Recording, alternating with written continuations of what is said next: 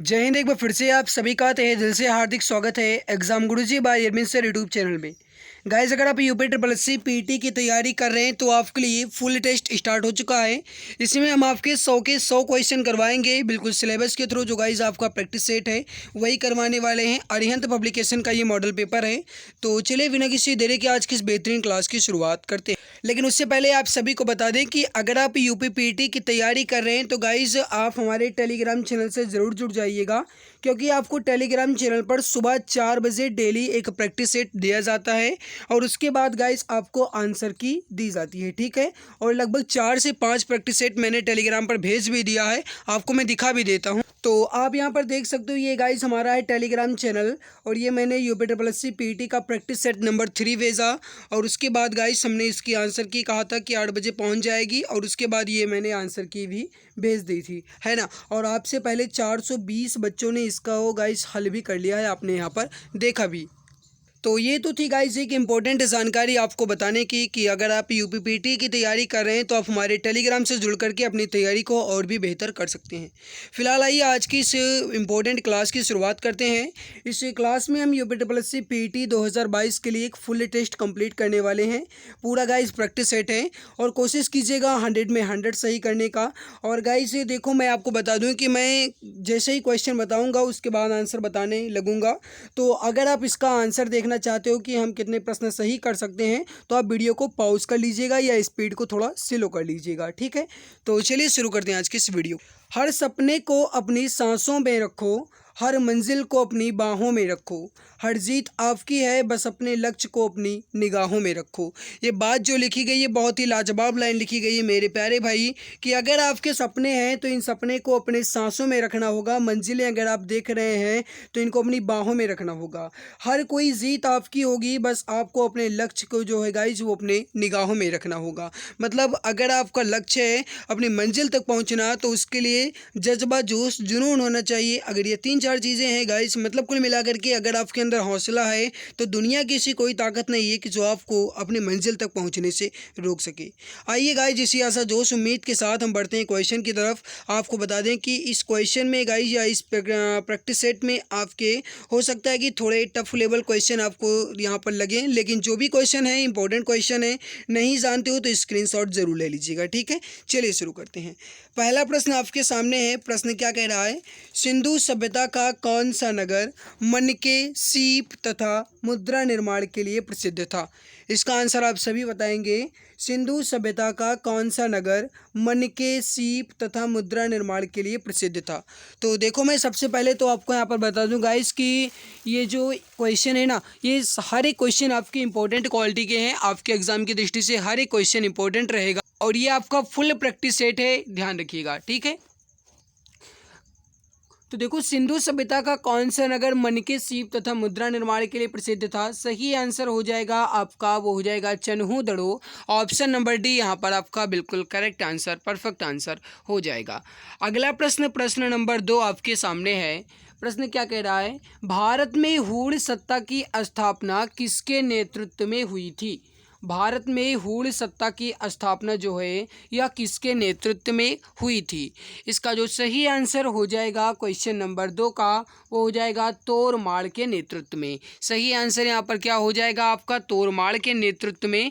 यहाँ पर आप देख लो मेरे प्यारे भाई, हूण जो है ये मध्य एशिया की एक बर्बर जाति है और ये इनका प्रथम आक्रमण जो है ये स्कंदगुप्त के समय में हुआ था और इसका नेतृत्व जो है ये खुश नवाज कर रहे थे, जबकि हूणों का दोबारा आक्रमण जो है ये तोरमाड़ के नेतृत्व में हुआ था और उसने चंद्रभागा नदी के तट पर पवैया नामक स्थान पर अपना शासन भी स्थापित किया था। तो ये था गाइज कुछ एक्सप्लेनेशन। देखो, मैं आपको बता दूं, हो सकता है कि क्लास आपकी थोड़ी लंबी हो, लेकिन मैं इतना ज़रूर कहूँगा कि अगर आप ये पूरा सेट अच्छे ढंग से कंप्लीट कर लेते हो तो आपके UP triple S C PT exam में बहुत ज़्यादा आपको सहायता मिलेगी। अगला प्रश्न आपके सामने है। प्रश्न क्या कह रहा है? आंध्र भोज किस विजयनगर कालीन शासक को कहा जाता है। दैट मीन्स ये हुआ कि आंध्र भोज जो है ये किस विजयनगर कालीन शासक को कहा जाता था। और आपके सामने अगला प्रश्न देखो, यहाँ पर मैं आपको बता दूं कि गाइस जो आंध्र नगर है ये गाइस कृष्णदेव राय को कहा जाता था। सही आंसर हो जाएगा आपका ऑप्शन नंबर सी। ठीक है, यहाँ पर आप देख भी सकते हो इसका एक्सप्लेनेशन। अगला प्रश्न आपके सामने है प्रश्न नंबर 4। प्रश्न क्या कह रहा है कि किस सल्तनत कालीन शासक ने ईरानी त्योहार नवरोज प्रथा का आरंभ किया।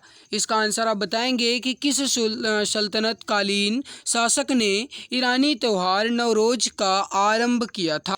यह प्रश्न जो है ये आपके एग्ज़ाम की दृष्टि से बहुत ज़्यादा इम्पोर्टेंट है, तो समझने के बाद आंसर दीजिएगा। किस सल्तनत कालीन शासक ने ईरानी त्योहार नवरोज प्रथा का आरंभ किया। सही आंसर हो जाएगा यहाँ पर, वो हो जाएगा बलबन। करेक्ट आंसर हो जाएगा आपका ऑप्शन नंबर बी। अगला प्रश्न आपके सामने है प्रश्न नंबर 5। इसको देखिए, पानीपत के तीसरे युद्ध के समय मराठा पेशवा कौन थे। पानीपत के तीसरे युद्ध के समय मराठा पेशवा कौन थे, आपसे ये प्रश्न पूछ रहा है।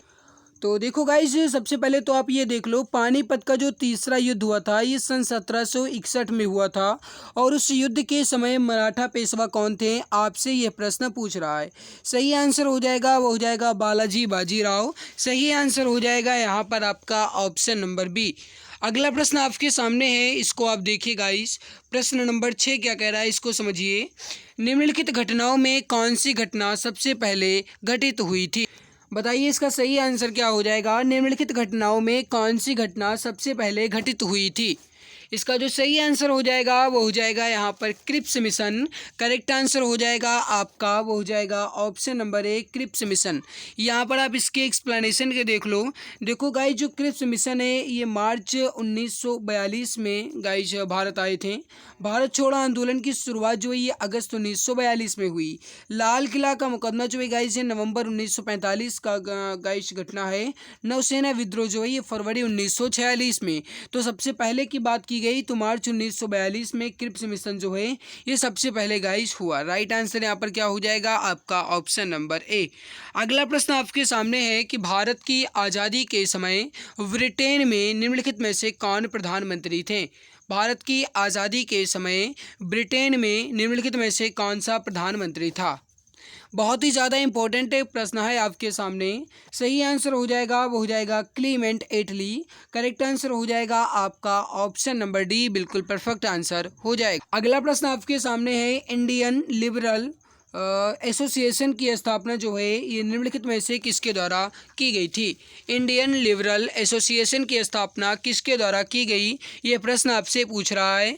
सही आंसर हो जाएगा क्वेश्चन नंबर 8 का, वो हो जाएगा सुरेंद्र नाथ बनर्जी। सही आंसर हो जाएगा आपका ऑप्शन नंबर ए सुरेंद्र नाथ बनर्जी, बिल्कुल सही आंसर, करेक्ट आंसर आपका हो जाएगा। अगला प्रश्न आपके सामने गाइस क्वेश्चन नंबर 9 क्या कह रहा है, इसको देखिए। प्रश्न है कि निम्नलिखित में से किस आंदोलन में पहली बार व्यापक तौर पर वंदे मातरम नारे का प्रयोग किया गया था। इसका आंसर आप बताएंगे। निम्नलिखित में से किस आंदोलन में पहली बार व्यापक तौर पर वंदे मातरम नारे का प्रयोग किया गया था। सही आंसर हो जाएगा, वो हो जाएगा स्वदेशी आंदोलन। सही आंसर हो जाएगा आपका, वो हो जाएगा ऑप्शन नंबर ए स्वदेशी आंदोलन, बिल्कुल सही आंसर हो जाएगा। देखो गाइस, जो स्वदेशी आंदोलन है ये वर्ष 1905 में लॉर्ड कर्जन के द्वारा किए गए बंगाल विभाजन के विरोध में चलाया गया था स्वदेशी आंदोलन। तो आप ये भी याद रखिएगा, बंगाल विभाजन जो है ये कब हुआ था, तो 1905 में हुआ था। अगला प्रश्न आपके सामने, निम्नलिखित में से किसके द्वारा अखिल भारतीय अनुसूचित जाति महासंघ की स्थापना की गई थी। निम्नलिखित में से किसके द्वारा अखिल भारतीय अनुसूचित जाति महासंघ की स्थापना की गई थी। सही आंसर हो जाएगा प्रश्न नंबर 10 का, वो हो जाएगा वी.आर. अम्बेडकर, या कहा जाए तो भीमराव अम्बेडकर। सही आंसर हो जाएगा यहाँ पर आपका ऑप्शन बी। जो भी डियर प्यारे भाई ऑप्शन बी बता रहे हैं, बिल्कुल सही आंसर हो जाएगा। यहाँ पर आप देखो मेरे प्यारे भाई, जो वी.आर. अम्बेडकर हैं इन्होंने अखिल भारतीय अनुसूचित जाति महासंघ की स्थापना की, जबकि महात्मा गांधी जो थे इन्होंने अखिल भारतीय हरिजन महासंघ की स्थापना की थी। तो इन दोनों में गाइज आप डिफरेंस को याद रखिएगा, क्योंकि इस तरीके से क्वेश्चन आपके एग्जाम में बहुत आते हैं। अगला प्रश्न आपके सामने गाइस क्वेश्चन क्या कह रहा है, निम्नलिखित में से कौन सा राज्य भूटान की सीमा से नहीं लगा। मेरे प्यारे भाई, क्लास खत्म होने के बाद आप अपना स्कोर ज़रूर बताइएगा, ठीक है। कौन सा राज्य भूटान की सीमा से नहीं लगा है, तो इसका जो सही आंसर हो जाएगा क्वेश्चन नंबर 11 का, वो हो जाएगा मेघालय। ऑप्शन बी यहाँ पर आपका बिल्कुल सही आंसर हो जाएगा। देखो गाइस, जो भूटान की सीमा से लगे हुए अंतर्राष्ट्रीय 4 राज्य हैं वो हैं पश्चिम बंगाल, सिक्किम, अरुणाचल प्रदेश और असम, ठीक है। तो इसमें मेघालय जो है गाइस, ये सिर्फ बांग्लादेश से अंतर्राष्ट्रीय सीमा का निर्धारण करता है, ये भूटान से बिल्कुल भी नहीं करेगा। अगला प्रश्न आपके सामने, इसको देखिए, सिंधु की सहायक नदियों का उत्तर से दक्षिण की ओर सही क्रम क्या है। इसका आंसर आप बताएंगे, सही आंसर क्या होगा। बहुत ही जबरदस्त प्रश्न है आपके सामने, सिंधु की सहायक नदियों का उत्तर से दक्षिण की ओर सही क्रम कौन सा है, ये प्रश्न आपसे पूछ रहा है। सही आंसर हो जाएगा, वो हो जाएगा झेलम, चिनाब, रावी, व्यास और सतलज। तो क्या क्या हो जाएगा, झेलम, चिनाब, रावी, व्यास और सतलज। ये गाइस सिंधु की सहायक नदियां हैं जो कि उत्तर से दक्षिण की ओर गाइस क्रम में लगी हुई हैं। अगला प्रश्न आपके सामने है, निम्नलिखित में से कौन सी पर्वत श्रृंखला स्पेन तथा फ्रांस के मध्य सीमा निर्धारण करती है। इसका आंसर आप बताएंगे, निम्नलिखित में से कौन सी पर्वत श्रृंखला स्पेन तथा फ्रांस के मध्य सीमा निर्धारण करती है। सही आंसर हो जाएगा, वो हो जाएगा गाइज यहाँ पर आपका पेरेनीस पर्वत। सही आंसर हो जाएगा ऑप्शन सी। जो भी डियर प्यारे भाई ऑप्शन सी बता रहे हैं, बिल्कुल सही आंसर हो जाएगा, ठीक है। अगला प्रश्न दोस्त, अगला प्रश्न आपके सामने है कि भारत के निम्नलिखित में से किस क्षेत्र में शीतकालीन में वर्षा होती है। दैट मीन्स ये हुआ कि शीतकाल में भी वर्षा जो है यह भारत के किस क्षेत्र में होती है, आपसे ये प्रश्न पूछ रहा है। देखो, मैं आपको पहले एक बात बता दूं कि आप जल्दी जल्दी आंसर देने की कोशिश कीजिए, क्योंकि गाइस ये आपका फुल टेस्ट है, तो मैं सोचता हूँ कि आपके कम से में पूरे क्वेश्चन कवर हो जाएँ, तो प्लीज़ जल्दी जल्दी आंसर देने की कोशिश किया करें, ठीक है। राइट हो जाएगा आपका उत्तर से पश्चिम, करेक्ट हो जाएगा आपका ऑप्शन ए। अब अगला प्रश्न आपके सामने, देखो मैं एक्सप्लेन नहीं करूंगा, जब आपको इसकी पीडीएफ मिलेगी तो आप इसका एक्सप्लेनेशन खुद देख लेना। अगला प्रश्न है कि 38वीं समानांतर रेखा जो है ये किन दो देशों को अलग करती है। वेरी वेरी इंपॉर्टेंट क्वेश्चन है आपके एग्जाम की दृष्टि से। 38वीं समानांतर रेखा जो है ये किन दो देशों को अलग करती है, ये प्रश्न आपसे पूछ रहा है। क्वेश्चन नंबर 15 का जो सही आंसर होगा मेरे प्यारे भाई, वो हो जाएगा उत्तर कोरिया और दक्षिण कोरिया को। क्या हो जाएगा, उत्तर कोरिया और दक्षिण कोरिया। करेक्ट हो जाएगा आपका ऑप्शन वी। अगला प्रश्न आपके सामने है कि सुरेश तेंदुलकर समिति का संबंध जो है यह किससे है। सुरेश तेंदुलकर समिति का संबंध जो है यह किससे है, आपसे ये प्रश्न पूछ रहा है। जल्दी जल्दी आंसर देने की कोशिश कीजिए। तो देखो गाइस, सुरेश तेंदुलकर समिति का संबंध जो है यह किससे है, सही हो जाएगा आपका गरीबी रेखा निर्धारण से। करेक्ट हो जाएगा आपका ऑप्शन बी। जो भी डियर प्यारे भाई ऑप्शन बी बता रहे हैं, बिल्कुल सही आंसर हो जाएगा। यहाँ पर आप देख लो मेरे प्यारे भाई, सुरेश तेंदुलकर समिति इसका गठन जो है ये वर्ष 2009 में किया गया था, और इस कमेटी के अनुसार 2004-05 में भारत की गरीबी का जो स्तर है ये लगभग 37.2% था, ठीक है। अगला प्रश्न आपके सामने गाइज, इसको आप देखिए, प्राथमिकता प्राप्त क्षेत्र को उधार व्यवस्था के अंतर्गत। अब यहाँ पर आप देखो गाइज, कौन सी व्यवस्था आपसे कह रहा है, PSL व्यवस्था, मतलब प्रियोरिटी सेक्टर लैंडिंग व्यवस्था के अंतर्गत बैंकों को अपने निबल बैंक ऋण का कितना प्रतिशत हिस्सा प्राथमिकता प्राप्त क्षेत्रों को वितरित करना अनिवार्य होता है। ये आपका इकोनॉमिक्स से संबंधित क्वेश्चन है, ठीक है। तो देखो गाइज, आपका हिस्ट्री एंड ज्योग्राफी दोनों कंप्लीट हो गया, ये इकोनॉमिक्स है। राइट हो जाएगा यहाँ पर आपका, वो हो जाएगा मात्रा 40% यानी 40%। राइट हो जाएगा आपका ऑप्शन नंबर डी। अगला प्रश्न आपके सामने है, प्रश्न क्या कह रहा है इसको तो थोड़ा समझिएगा। स्मार्ट सिटी मिशन जो है ये कब प्रारंभ किया गया। स्मार्ट सिटी मिशन जो है ये कब प्रारंभ किया गया, बहुत ही ज़्यादा इंपॉर्टेंट क्वेश्चन है एग्जाम की दृष्टि से। और देखो इसका जो सही आंसर हो जाएगा, स्मार्ट सिटी मिशन जो है ये कब प्रारंभ किया गया मेरे प्यारे भाई, सही आंसर हो जाएगा वर्ष 2015 में। राइट हो जाएगा आपका ऑप्शन नंबर वी। अगला प्रश्न है कि वर्ष 1991 में अपनाई गई उदारीकरण, निजीकरण और वैश्वीकरण की नीतियां के मतलब नीतियां जो है गाइस, इनके अंतर्गत वैश्वीकरण को बढ़ावा देने में कौन सा उपाय शामिल नहीं है? तो थोड़ा समझने के बाद आंसर दीजिएगा, जल्दबाजी नहीं करेंगे। तो देखो क्वेश्चन नंबर 19 का राइट आंसर पहले देखो, यहाँ पर देखो एक बात समझने की कोशिश कीजिएगा। वर्ष 1991 में अपनाई गई जो उदारीकरण नीति थी, निजीकरण नीति थी और वैश्वीकरण नीति थी, इसके अंतर्गत वैश्वीकरण को बढ़ावा देने में कौन सा उपाय शामिल नहीं है? देखो आयात प्रतिबंधों को हटाना ये शामिल है, प्रशुल्क दरों को कम करना ये भी शामिल है, बाजारों को अन्य देशों के लिए खोलना ये भी शामिल है, लेकिन विनिवेश को बढ़ाना ये बिल्कुल भी शामिल नहीं है। मतलब ऑप्शन नंबर डी यहाँ पर आपका बिल्कुल राइट हो जाएगा। अगला प्रश्न आपके सामने है मेरे प्यारे भाई। प्रश्न क्या कह रहा है? प्रश्न नंबर 20 देखिए, भारत में कृषि और ग्रामीण विकास हेतु वित्तीय उपलब्ध कराने के लिए शीर्ष संस्था कौन सी है? वित्त मतलब हुआ मेरे प्यारे भाई कि यहाँ पर मनी या कहा जाए तो कर्ज, है ना। तो देखो यहाँ पर भारत में कृषि और ग्रामीण विकास हेतु वित्तीय उपलब्ध कराने के लिए शीर्ष संस्था कौन सी है? वो है नाबार्ड। कौन सी है? नाबार्ड है। राइट हो जाएगा आपका ऑप्शन नंबर बी। यहाँ पर आप इसका एक्सप्लेनेशन देख लो। 12 जुलाई 1982 को गठित राष्ट्रीय कृषि तथा ग्रामीण विकास बैंक, मतलब मेरे प्यारे भाई यहाँ पर नाबार्ड मतलब हुआ राष्ट्रीय कृषि तथा ग्रामीण विकास बैंक। इसे ही नाबार्ड कहा जाता है। ग्रामीण अर्थव्यवस्था में कृषि और ग्रामीण विकास हेतु वित्तीय उपलब्ध कराने वाली यह एक शीर्ष संस्था है। ठीक है। अगला प्रश्न आपके सामने, संविधान सभा में सीटों का निर्धारण निम्नलिखित में से किस आधार पर हुआ था? संविधान सभा में सीटों का निर्धारण निम्नलिखित में से किस आधार पर हुआ था? आपसे ये प्रश्न पूछ रहा है।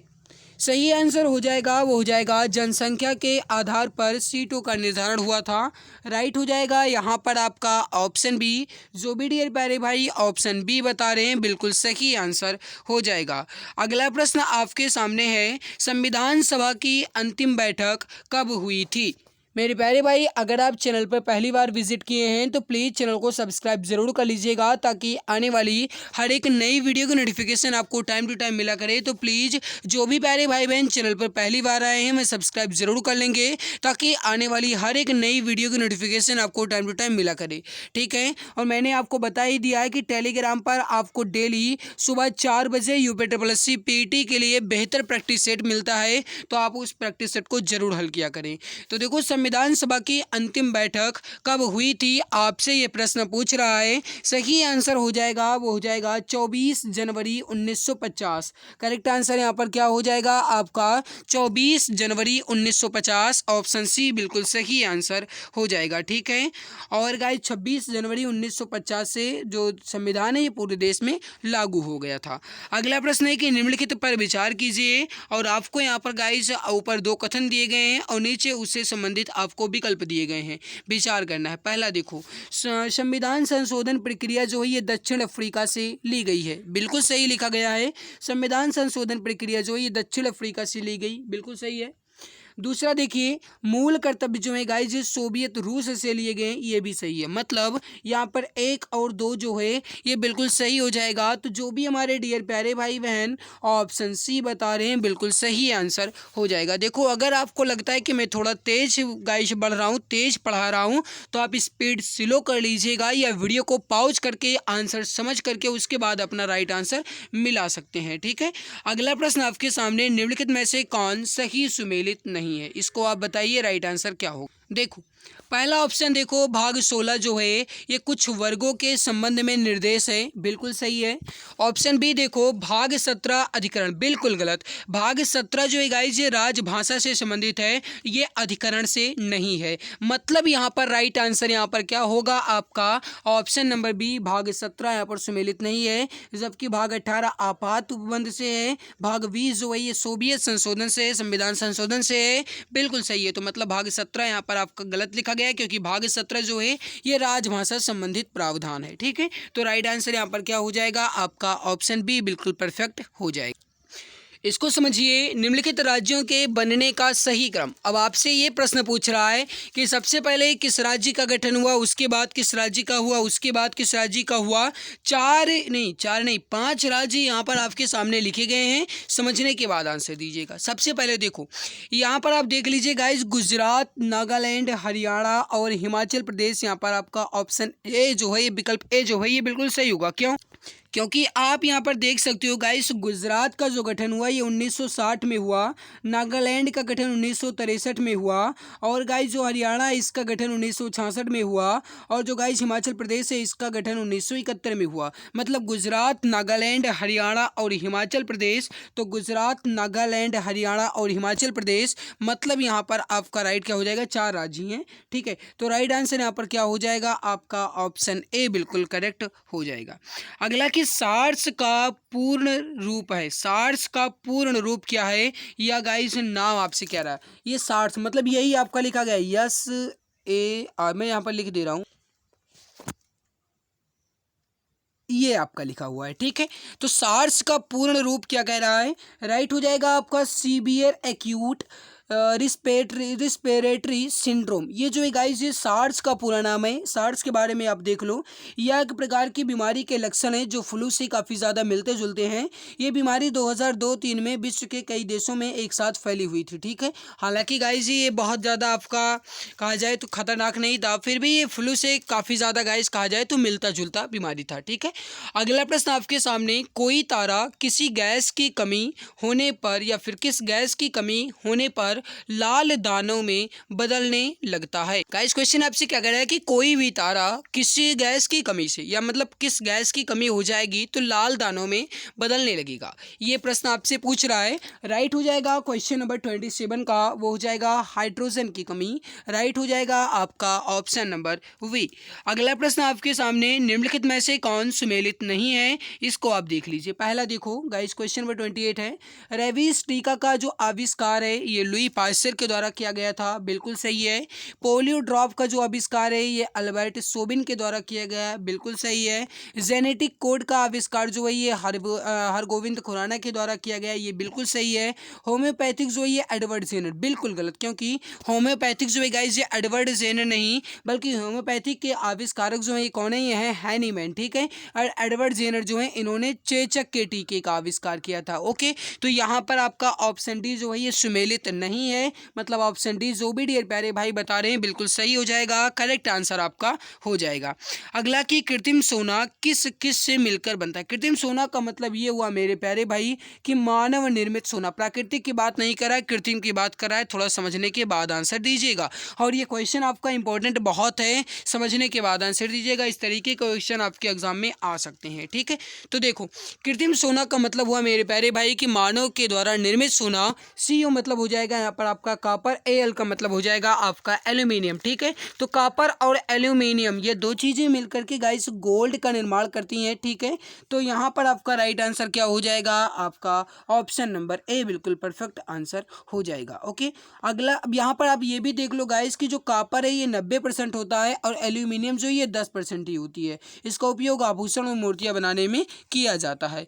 अगला प्रश्न आपके सामने कि मांसपेशियों में किस अम्ल की उपस्थिति होने के कारण थकावट का अनुभव होता है। आपसे ये प्रश्न पूछ रहा है कि मांसपेशियों में किस अम्ल की उपस्थिति या किस अम्ल के ज़्यादा होने से, किस अम्ल के इकट्ठा होने से हमें थकावट महसूस होती है। आपसे ये प्रश्न पूछ रहा है, इसका आंसर आप देने की कोशिश करेंगे। देखो राइट हो जाएगा क्वेश्चन नंबर 30 का, वो हो जाएगा लैक्टिक अम्ल। क्या हो जाएगा, लैक्टिक अम्ल। करेक्ट हो जाएगा ऑप्शन सी। जो भी डियर प्यारे भाई ऑप्शन सी बता रहे हैं बिल्कुल सही आंसर हो जाएगा। ठीक है, अगला प्रश्न आपके सामने गाइस कि जोन 2021 में फाइनेंशियल एक्शन टास्क फोर्स यानी FATF की वर्चुअल बैठक किस स्थान पर आयोजित की गई।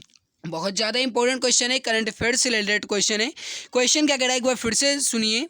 जून 2021 में फाइनेंशियल एक्शन टास्क फोर्स यानी FATF, ये पूरा नाम है guys, financial action task force, ये FATF का पूर्ण रूप है, ठीक है, कि वर्चुअल बैठक किस स्थान पर आयोजित की गई थी, ये प्रश्न आपसे पूछ रहा है। राइट हो जाएगा फ्रांस की राजधानी पेरिस में। ऑप्शन बी यहाँ पर आपका बिल्कुल राइट आंसर, करेक्ट आंसर हो जाएगा, ठीक है। और इस बैठक की जो अध्यक्षता है गाइस, ये किसके द्वारा की गई थी, तो ये जर्मनी के द्वारा की गई थी, ये बात आप याद रखिएगा। अगला प्रश्न आपके सामने है, ये भी करंट अफेयर से रिलेटेड क्वेश्चन है। जून 2021 में अंतर्राष्ट्रीय क्रिकेट परिषद ICC ने पुरुष T20 विश्व कप को जिस स्थान पर आयोजित किए जाने की घोषणा की, वह कौन सा स्थान है।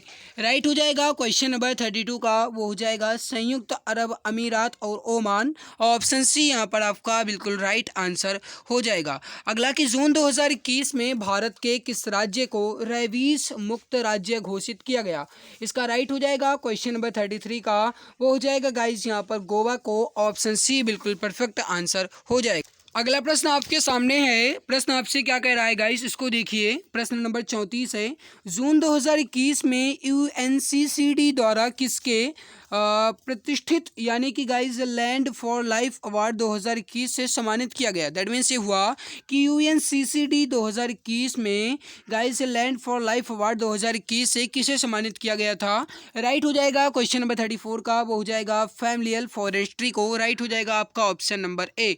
अगला प्रश्न आपके सामने, भारत में वन महोत्सव सप्ताह 2021 कब से कब तक मनाया गया था।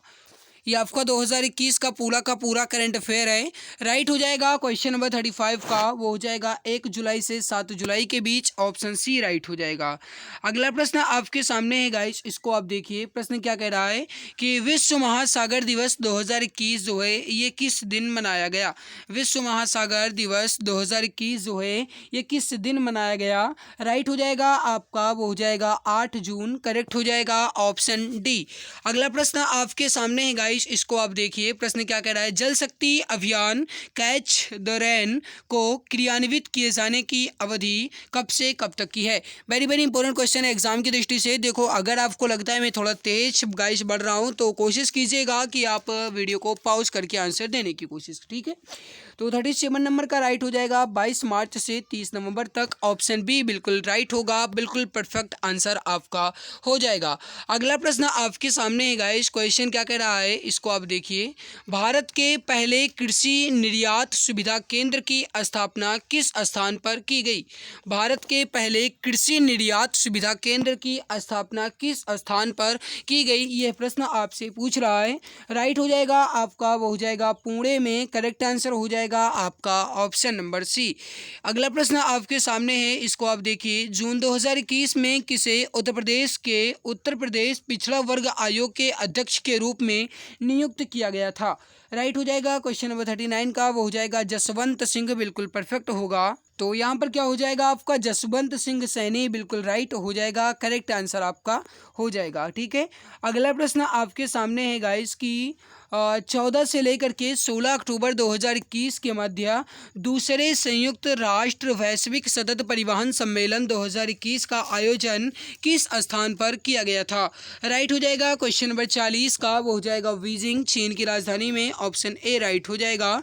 अगला प्रश्न आपके सामने, साक्षात्र का उचित विच्छेद निम्न में से कौन सा। ये अब आपका हिंदी से रिलेटेड क्वेश्चन है मेरे प्यारे भाई। आपके जीके के जितने भी क्वेश्चन बन सकते थे पूरे क्वेश्चन यहाँ पर कंप्लीट हो गए हैं, ठीक है, प्रैक्टिस सेट में।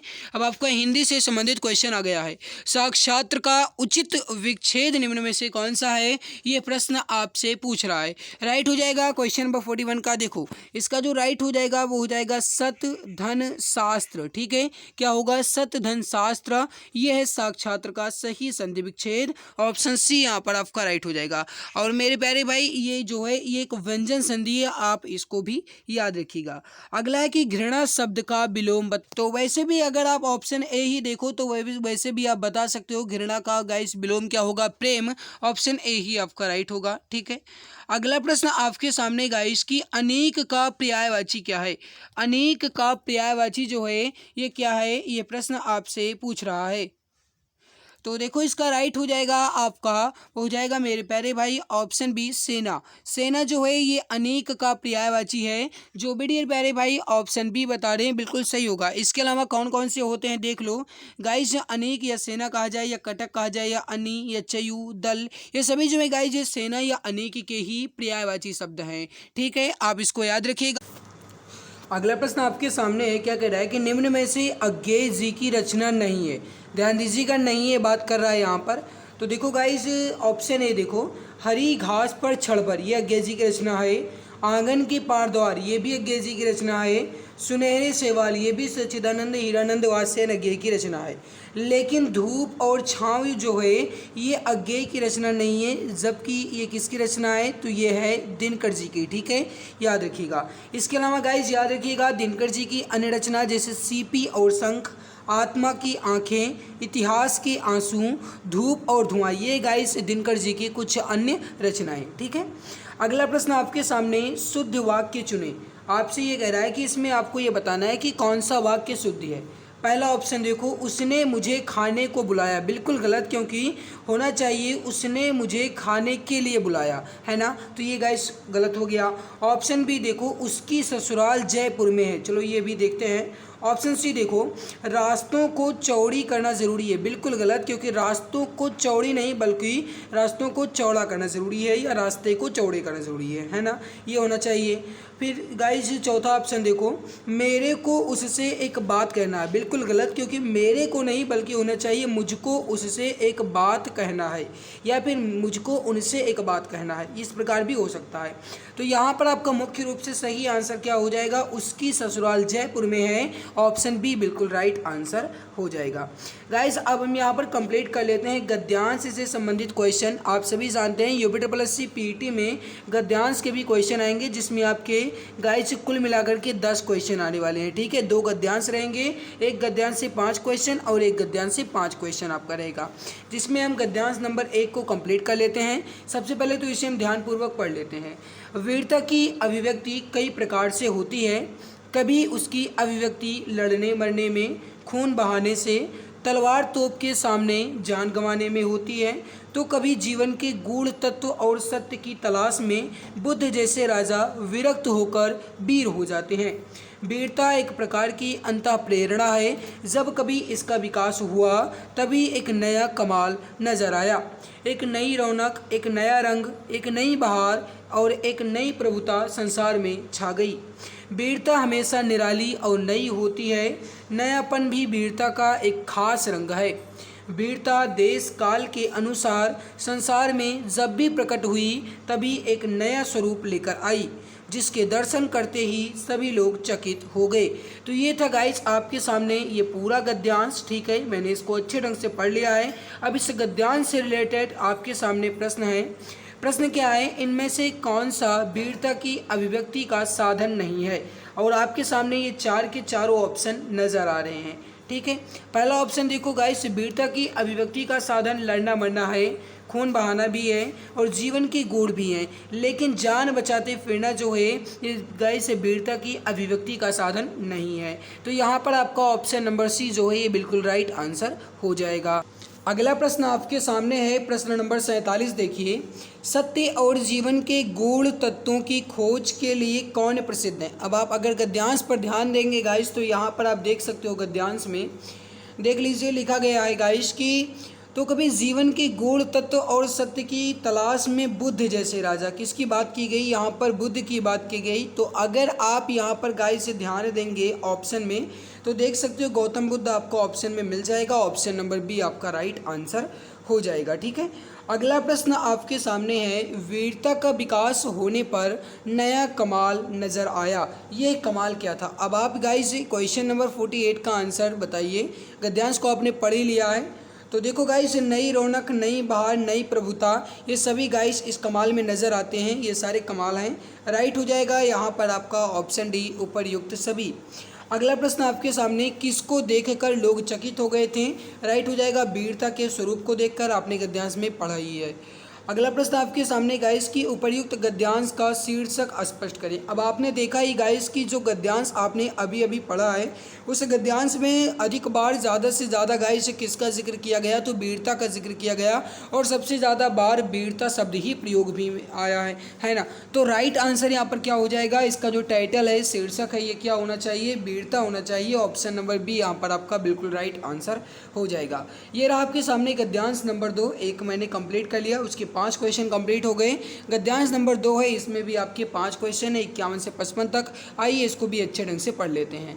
गद्यांश है कि संसार में शांति, व्यवस्था और सद्भावना के प्रसार के लिए बुद्ध, ईसा मसीह, प्रभु चैतन्य, नानक आदि महापुरुषों ने धर्म के माध्यम से मनुष्य को परम कल्याण के पथ का निर्देश किया, किंतु बाद में यही धर्म मनुष्य के हाथ में एक अस्त्र बन गया। धर्म के नाम पर पृथ्वी पर जितना रक्तपात हुआ उतना और किसी कारण से नहीं, पर धीरे धीरे मनुष्य अपने शुभ बुद्धि के कारण होने वाले अनर्थ को समझने लग गया। भौगोलिक सीमा और धार्मिक विश्वास जनित भेदभाव अब धरती से मिटती जा रहे हैं। विज्ञान की प्रगति तथा संचार के साधनों में वृद्धि के कारण देशों की दूरियां कम हो गई हैं। इसके कारण मानव में घृणा, ईर्ष्या, वैमनस्य, कटुता में कमी नहीं आई।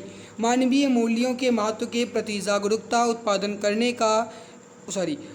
करने का एकमात्र साधन है शिक्षा का व्यापक प्रसार। अब आप यहाँ पर ध्यान दीजिएगा, इस क्वेश्चन नंबर 51 पर ध्यान दीजिए। 50 नंबर 1 क्वेश्चन क्या कह रहा है आपसे कि मनुष्य अधर्म के कारण होने वाले अनर्थ को कैसे समझने लगा। आपने देखा ही अपनी शुभ बुद्धि से। राइट आंसर यहाँ पर क्या हो जाएगा आपका ऑप्शन नंबर डी।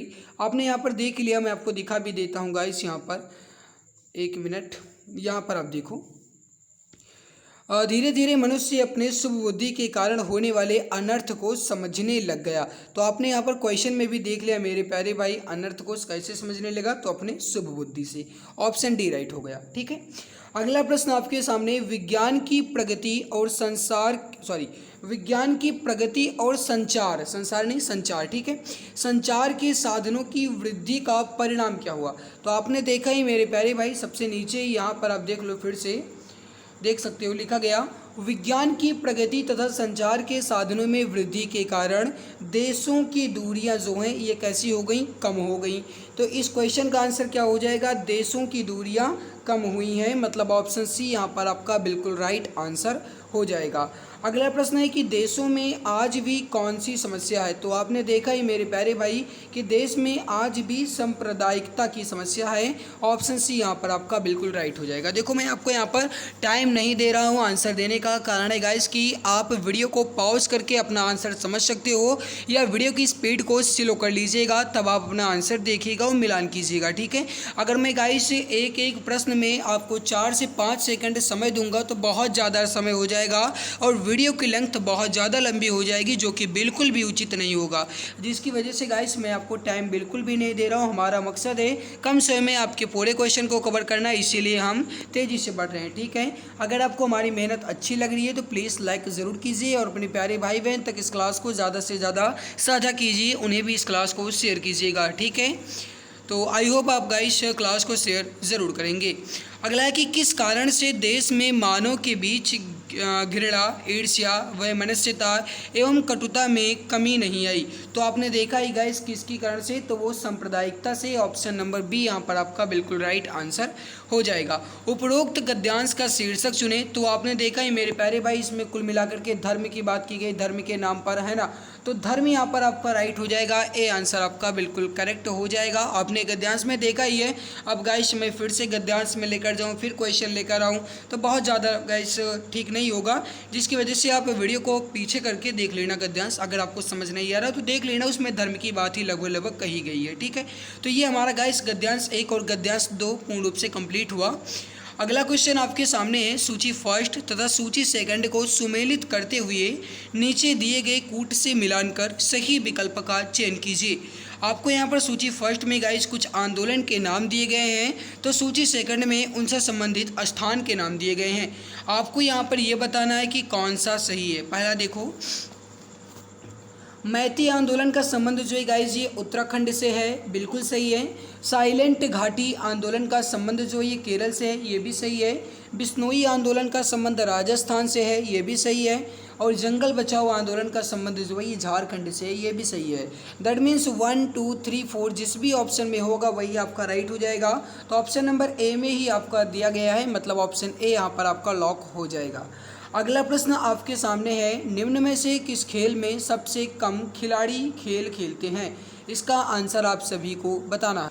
तो देखो गाइस, सबसे पहले बास्केटबॉल में खिलाड़ियों की संख्या 5 होती है, और गाइस रग्बी फुटबॉल में होती है 15, जिम्नास्टिक में होती है 8, और इसमें वॉलीबॉल में होती है 6। तो आपसे यहाँ पर ये 6 लिखा हुआ, ठीक है, ये लीजिए, 1 मिनट, ये लीजिए। किस खेल में सबसे कम खिलाड़ी की बात करें तो आपने देखा ही बास्केटबॉल में खिलाड़ियों की संख्या सबसे कम यहाँ पर है। तो वहीं अगर इस ऑप्शन के थ्रू देखा जाए तो रग्बी फुटबॉल में सबसे ज़्यादा है। तो कम की बात करें तो बास्केटबॉल यहाँ पर आपका राइट हो जाएगा, क्योंकि इसमें खिलाड़ियों की संख्या मात्र 5 होती है, ठीक है। अगला प्रश्न आपके सामने गाइस, क्वेश्चन क्या कह रहा है, सुमेलित है।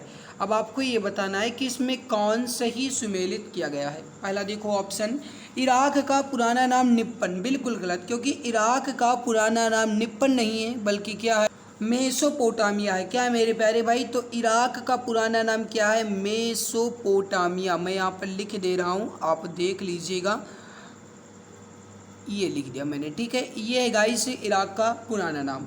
जापान का पुराना नाम, तो ये है गाइस जापान का पुराना नाम है, ये है निप्पन, जो कि ऑप्शन नंबर ए में ही दिया गया है, ठीक है। ये निप्पन, ये जापान का पुराना नाम हो गया। श्रीलंका का पुराना नाम जो है गाइस जी श्याम नहीं होगा। श्रीलंका का पुराना नाम क्या है, सीलोन। क्या है मेरे प्यारे भाई, सीलोन है, ठीक है। चलिए अच्छी बात है।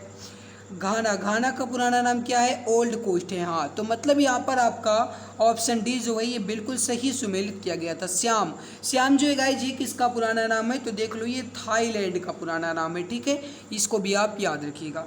अगला प्रश्न आपके सामने है, संविधान के किस अनुच्छेद में उल्लेखित है कि राज्यसभा के सदस्यों की अधिकतम संख्या मात्र 250 हो सकती है?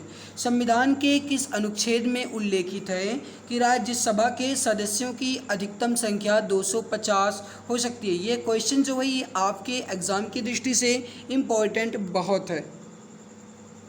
सही आंसर हो जाएगा आपका, वो हो जाएगा अनुच्छेद नंबर 80 में।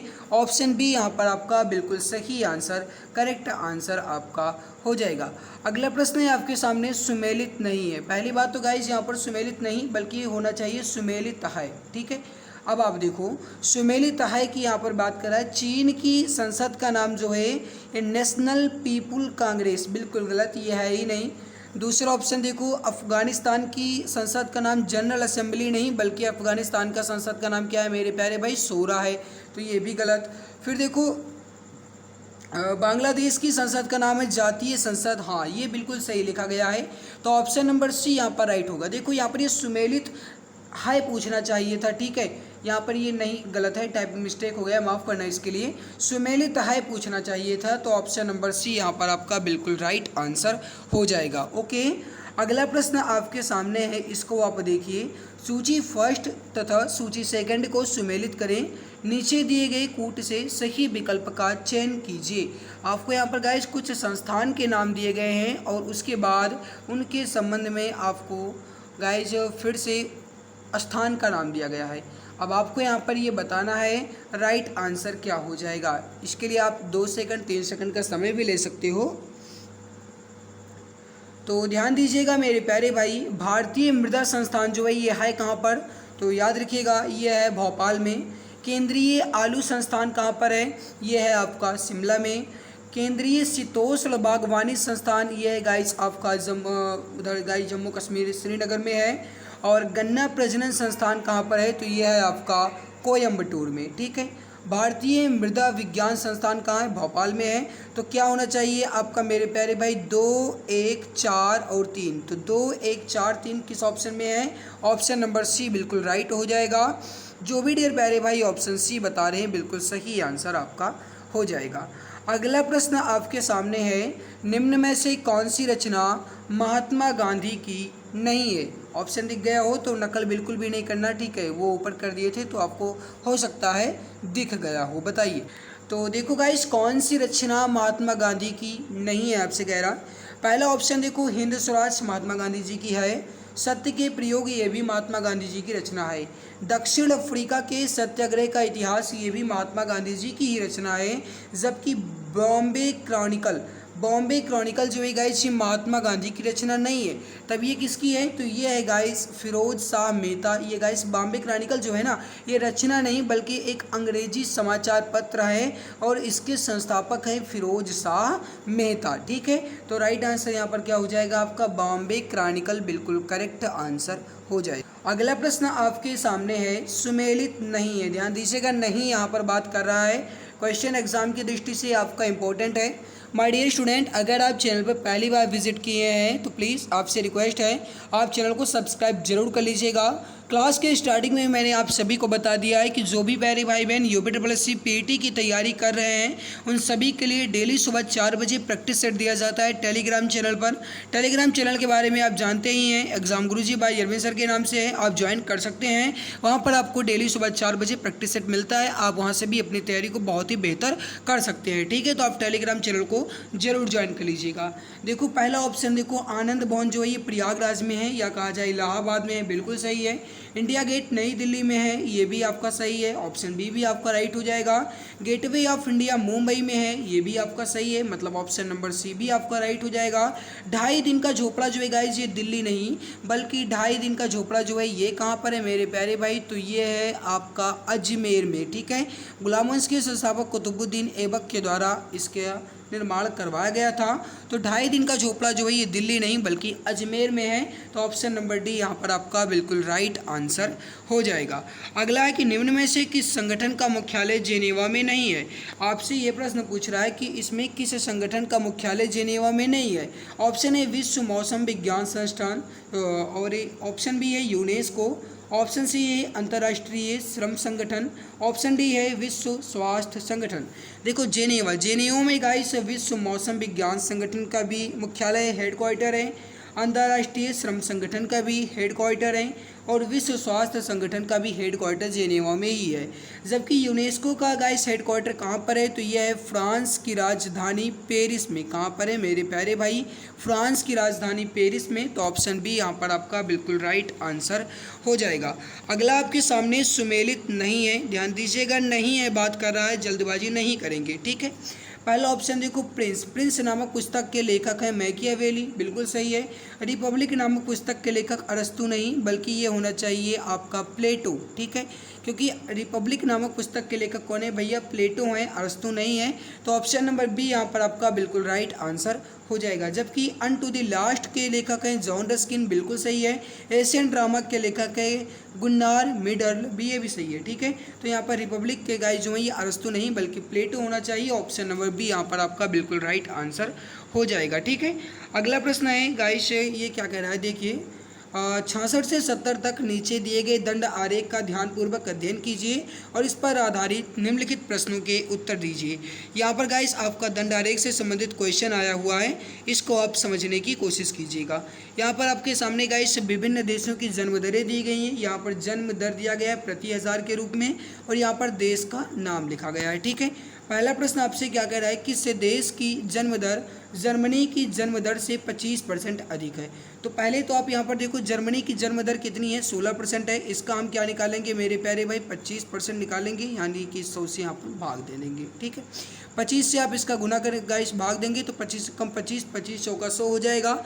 4 से आप इसको भाग दीजिए, 4 कम 4, 4 चौके 16, मतलब गाइस इसका 25% कितना आया? जर्मनी की दर का 4 आया। ठीक है, चलिए अच्छी बात है।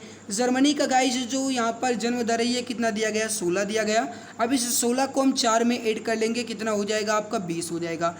अब 20 जो है ये जन्म दर जो है ये किस देश की है? इंग्लैंड की है। तो मतलब यहाँ पर इंग्लैंड जिस भी ऑप्शन में होगा, मतलब ऑप्शन सी जो है ये आपका राइट आंसर हो जाएगा। समझ में आया जो मैंने आपको समझाया? फिर से एक बार देख लो गाइस, किस देश की जन्म दर जर्मनी की जन्म दर से 25% अधिक है? जर्मनी की जन्म दर कितनी है, 16 है, ठीक है, अच्छी बात है। इसका कितना कह रहे हैं, 25%, कितना कह रहे हैं, अधिक है, मतलब सबसे यहाँ पर हम क्या करेंगे, इसका परसेंटेज निकाल लेंगे।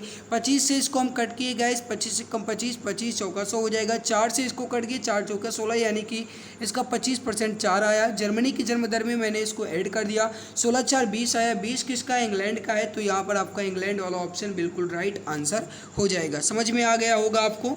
अगला प्रश्न आपके सामने, इसको देखिए मेरे प्यारे भाई, क्या कह रहा है, भारत की जन्म दर इंग्लैंड की जन्म दर की कितनी प्रतिशत है। तो देखो, भारत की जन्म दर इंग्लैंड के जन्म दर की कितनी प्रतिशत है, ये आपसे पूछ रहा है। भारत की जन्म दर यहाँ पर कितनी है मेरे प्यारे भाई, 33 है।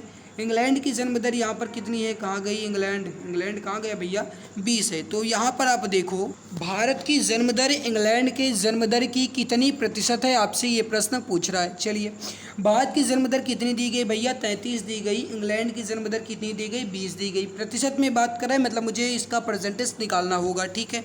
33 ऊपर रखेंगे क्योंकि ये भारत की कह रहा है, किसकी बात कर रहा है, इंग्लैंड की, बीच में 33/20 गुना इसका हम कर देंगे गाइस 100 क्यों करेंगे, क्योंकि इसका मुझे परसेंटेज निकालना है, ठीक है। इतनी बात आपको समझ में आ गई होगी। चलिए, अब इसका अगर यहाँ पर हम गाइस कट करेंगे तो यहाँ पर आप देख लो, एक जीरो से एक जीरो आपका कैंसिल हो गया, ठीक है। 2 से आप इसको काटेंगे, 2 पंचे 10, मतलब हो जाएगा 33 का आपको 5 से गुना करना है।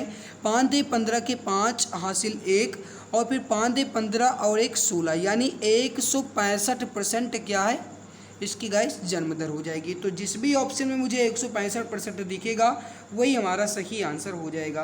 तो 165% ऑप्शन ए में ही है, ऑप्शन ए आपका बिल्कुल करेक्ट हो जाएगा। समझ में आ गया होगा। अगला प्रश्न आपके सामने है, इसको आप समझिए। चीन की जन्म दर जर्मनी के जन्म दर की कितनी गुनी है। क्या कह रहा है, फिर से एक बार देखो, चीन की जन्म दर जर्मनी के जन्म दर की कितनी गुनी है। अब यहाँ पर अगर आप ध्यान देंगे ग्राफ में तो देख लीजिए, चीन की जन्म दर जर्मनी के जन्म दर की कितनी गुनी है। चीन की जन्म दर हो गई 40 और जर्मनी की हो गई 16। अब इसका हम गाइस यहाँ पर कट कर देंगे, तो 4 चौके 16, 4 दहामा 40, यानी कि 10 का आप 4 से भाग दीजिए, 4 एकम 4, कितना बच गया, 2 बच गया, पॉइंट नहीं 4 एकम 4 नहीं, 4 दूनी 8, तो 4 दूनी 8, कितना बच गया मेरे प्यारे भाई, 2 बच गया। हमने यहाँ पर पॉइंट लगा दिया और कितना बचा, पॉइंट लगाया, 0 बढ़ाया, यानी 4 पंचे 20, मतलब 2.5 गुनी हो जाएगी। तो जिस भी ऑप्शन में मुझे 2.5 नजर आएगा वही हमारा सही आंसर हो जाएगा, ठीक है। तो यहाँ पर आप देखो 2.5 ऑप्शन नंबर डी में है। तो जो भी डियर प्यारे भाई ऑप्शन डी बता रहे हैं बिल्कुल सही आंसर हो जाएगा। आई होप आपको अच्छे ढंग से समझ में आ रहा होगा। चलिए, अगला प्रश्न आपके सामने है, भारत की जन्म दर का स्वीडन की जन्म दर से क्या अनुपात है। अब देखो, भारत और स्वीडन के बीच कह रहा है, भारत की जन्म दर का स्वीडन की जन्म दर में, ठीक। तो यहाँ पर आप ध्यान दीजिएगा मेरे प्यारे भाई, ये है भारत की जन्म दर और ये है स्वीडन की जन्म दर, ठीक है। भारत की जन्म दर का स्वीडन की जन्म दर का कितना अनुपात है, मतलब मुझे इसका अनुपात निकालना होगा। अब यहाँ पर आप ध्यान देंगे तो 3 पच्चे 15, 3 गेरहियम 33, मतलब यहाँ पर 11:5 आपका राइट होगा। 33/15 मैंने किया, इसको मैंने 3 से कट किया, 3 पच्चे 15, 3 गेरहियम 33 हो जाएगा। तो 11:5, 11:5 आपका जिस भी ऑप्शन में होगा वही सही होगा। तो आप यहाँ पर देख सकते हो 11:5 ऑप्शन नंबर बी में दिया गया है, बिल्कुल सही आंसर हो जाएगा, ठीक है। अगला प्रश्न आपके सामने है, इंग्लैंड की जन्म दर न्यूजीलैंड की जन्म दर से कितने प्रतिशत कम है। अब यहाँ पर इंग्लैंड की जन्म दर न्यूजीलैंड के जन्म दर से कितने प्रतिशत कम है ये कह रहा है, ठीक है। इंग्लैंड और न्यूजीलैंड की बात कर रहा है, ठीक है। तो यहाँ पर आप देखो, इंग्लैंड की जन्म दर न्यूजीलैंड के जन्म दर से कितने प्रतिशत अधिक है ये कह रहा है। तो गाइस, न्यूजीलैंड का कितना है, 30 है, इंग्लैंड का कितना है, 20 है, ठीक है। मैंने इसको यहाँ पर घटा दिया। फिर किसकी बात कर रहा था गाइस, इंग्लैंड की जन्म दर न्यूजीलैंड के, यानी 30 नीचे भी आएगा, कितना प्रतिशत, मतलब यहाँ पर मुझे 100 से गुना करना होगा तभी मेरा परसेंटेज निकलेगा, ठीक है। चलिए, अब यहाँ पर आप देखो गाइस, इसको मैंने यहाँ से कट कर दिया, हमारा एक जीरो से एक जीरो कैंसिल हो गया। तो यहाँ पर मैं इसको गाइस अभी के अभी खलास कर दे रहा हूँ ताकि मैं समझा सकूँ आपको, ठीक है। चलिए, ये हमारा यहाँ पर पूरा का पूरा कट गया, ठीक है। अब यहाँ पर आप देखो 30, अगर 30 में से अगर आप 20 घटाएंगे तो कितना आएगा आपका 10, और 10 का आप 10 से गुना करेंगे 100, 100 का आप 300 भाग देंगे गाइस, तो 100 का आप 3 से भाग दीजिए तो हो जाएगा आपका 3 त्रिक्का 9, एक बच गया। यहाँ पर मैंने ऐड कर दिया 3 त्रिक्का 9, 33 और 33 सही 1/3, 33 सही 1/3। तो यहाँ पर आप गुणा कर लेंगे तो फिर से हो जाएगा 33 से 99 प्लस 1 यानी 100/3 फिर से वही आएगा, है ना। तो 33 सही 1/3 जिस भी ऑप्शन में होगा वही हमारा सही आंसर हो जाएगा। तो यहाँ पर आप देख सकते हो गाइस, ये 33 सही 1/3 ही लिखा गया है, कुछ इस प्रकार से लिखा गया है, ठीक है। हालांकि टाइपिंग यहाँ पर नहीं हो रहा था तो इस प्रकार से मैंने लिख दिया है, ठीक है। तो राइट आंसर यहाँ पर क्या हो जाएगा, आपका ऑप्शन नंबर बी जो है ये बिल्कुल परफेक्ट आंसर हो जाएगा। ओके, चलिए आगे बढ़ते हैं। प्यारे भाई, अगला प्रश्न आपके सामने है। निर्देश दिया गया है प्रश्न संख्या 71 से 75 तक, वृत्तारेख का अध्ययन कीजिए और प्रश्नों के उत्तर दीजिए। 18,000 रुपये मासिक आय वाले किसी व्यक्ति का मासिक बजट प्लान, यहाँ पर आपके सामने ये वृत्त दिया गया है, देख सकते हो। ये गाइस 18,000 रुपये मासिक आय का प्लान, यहाँ पर ये पूरा बजट दिया गया है, ठीक है। चलिए अब इसके संबंध में पहला प्रश्न आपके सामने है, शिक्षा पर मासिक व्यय किराए पर मासिक व्यय से कितना कम है। ध्यान दीजिएगा क्या कह रहा है, शिक्षा पर मासिक व्यय जो है ये किराए पर मासिक व्यय से कितना कम है, यह आपसे कह रहा है, ठीक है। चलिए कुल मिलाकर के मासिक व्यय कितना दिया गया था मुझे, 18,000। चलिए ठीक है। यहाँ पर गाइस एक बात मैं आपको और बता दूँ अभी के भी, गाइस ये वृत्तारेख दिया गया है और इन वृत्तारेख का पूरा मान होता है आपका 360 डिग्री, ठीक है। कितना होता है, 360 डिग्री। तो ये बात आप याद रखिएगा। अब देखो हमसे प्रश्न क्या कह रहा था गाइस, एक बार ध्यान दें। शिक्षा पर मासिक व्यय किराए पर मासिक व्यय से कितना कम है, कितना कम है ना। तो 18,000 ऊपर हो गया आपका, नीचे इसका पूरा मान होता है 360। शिक्षा पर गाइस मासिक व्यय और किराए यानी कि 60 और 65 और 70, तो 70 में से अगर आप 65 घटाएंगे तो आएगा आपका 5, ठीक है। इतनी बात आपको समझ में आ गई होगी। एक जीरो से एक जीरो ऊपर नीचे मैंने कट कर दिया। 18 से इसको भाग दीजिए, 18 कम 18, 18 दूना 36, 2 हो गया। 2 से अगर आप इसको 100 के करेंगे तो हो जाएगा 50। अब 50 का 5 से गुना कर दीजिए, 50 25 हो जाएगा, 25 और एक जीरो हो जाएगा, मतलब यहाँ पर आपका 250 हो जाएगा। दैट मीन्स 250 जिस भी ऑप्शन में होगा राइट हो जाएगा, मतलब ऑप्शन नंबर ए जो भी डियर प्यारे भाई ऑप्शन ए बता रहे हैं बिल्कुल सही आंसर हो जाएगा। समझ में आ गया होगा। फिर से एक बार देख लो, कुल मासिक व्यय आपकी गाइस से दी गई थी 18,000 रुपये। इस पूरे गाइस वृत्तारेख का मान होता है 360, ठीक है। और जो गाइस शिक्षा पर मासिक व्यय है और किराए पर मासिक व्यय है, किराए पर मासिक व्यय से मैंने शिक्षा पर मासिक व्यय घटा दिया, यानी 70 में से मैंने 65 को घटाया, आया यहाँ पर मेरा 5। अब इसको गाइस मैंने इसको कट कर दिया, 18 कम 18, 18 दूना 36, 2 को मैंने 100 से भाग दे दिया, 50 आ गया, 50 का मैंने 5 से गुना कर दिया, 250 आपका आंसर आ गया, ठीक है। अगला प्रश्न आपके सामने है, किराए पर व्यय विविध उद्देश्यों के लिए व्यय से कितना % अधिक है। फिर से देखो क्या कह रहा है, किराए पर व्यय विविध उद्देश्यों के लिए व्यय से कितना अधिक है, ठीक है। देखो यहाँ पर आप देखिए गाइस, किराए पर व्यय कितना है 70 है, विविध उद्देश्यों पर व्यय कितना है 40 है, और कितना अधिक है आपसे कह रहा था। तो यहाँ पर अगर आप 70 में से 40 घटाएंगे तो कितना आएगा, 30 आएगा। फिर क्या कह रहा था, किराए पर व्यय विविध उद्देश्यों पर व्यय से कितना अधिक है। तो किस पर बात कर रहा था गाइस, यहाँ पर विविध उद्देश्यों पर, है ना। तो यहाँ पर हो जाएगा आपका 40, कितना प्रतिशत अधिक है, तो यहाँ पर आपका हो जाएगा 100। इतनी बात आपको समझ में आ गई होगी। अब यहाँ पर आप देखो गाइस, अगर मैं इसको कट करूँ तो एक जीरो से एक जीरो कैंसिल हो गया यहीं पर, ठीक है, अच्छी बात है। 30 का 10 से आप गुना कीजिए, हो जाएगा यहाँ पर आपका 300। 300 को मैंने यहाँ पर 4 से भाग दे दिया, 4 सत्ते 28, 2 बच गया, यहाँ पर मैंने जोड़ दिया 4 पंचे 20, मतलब यहाँ पर आपका हो जाएगा 75%। क्या हो जाएगा, 75%। तो जिस भी ऑप्शन में हमारा 75% होगा वही सही आंसर हो जाएगा। तो यहाँ पर आप देख सकते हो 75% आपका ऑप्शन बी में दिया गया है। तो जो भी डियर का ऑप्शन बी आया है बिल्कुल सही हो जाएगा। अगला देखो, विविध पर मासिक व्यय रुपये में कितनी है। विविध पर मासिक व्यय रुपये में कितनी है, यहाँ पर आप पहले देख लो गाइस, वृत्तारेख देखते हैं। तो विविध पर मासिक व्यय रुपये में कितनी है ये आपसे कह रहा है।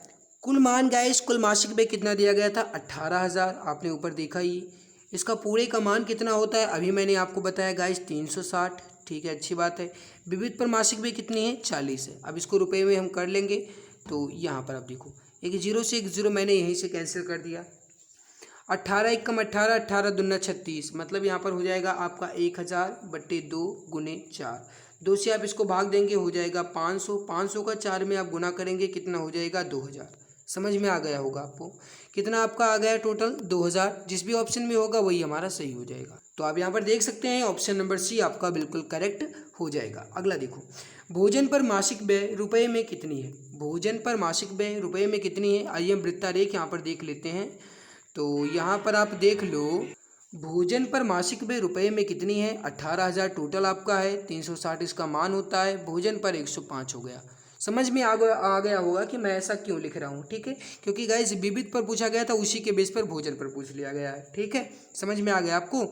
एक जीरो से एक जीरो यहाँ पर कैंसिल कर दिया। 18 एकम 18, 18 दूना 36, चलिए 100/2 गुना 105, ओके। 2 से आप इसको गाइस कट करेंगे 50 बार जाएगा, तो 50 और 105 का आप गुना कर दीजिए।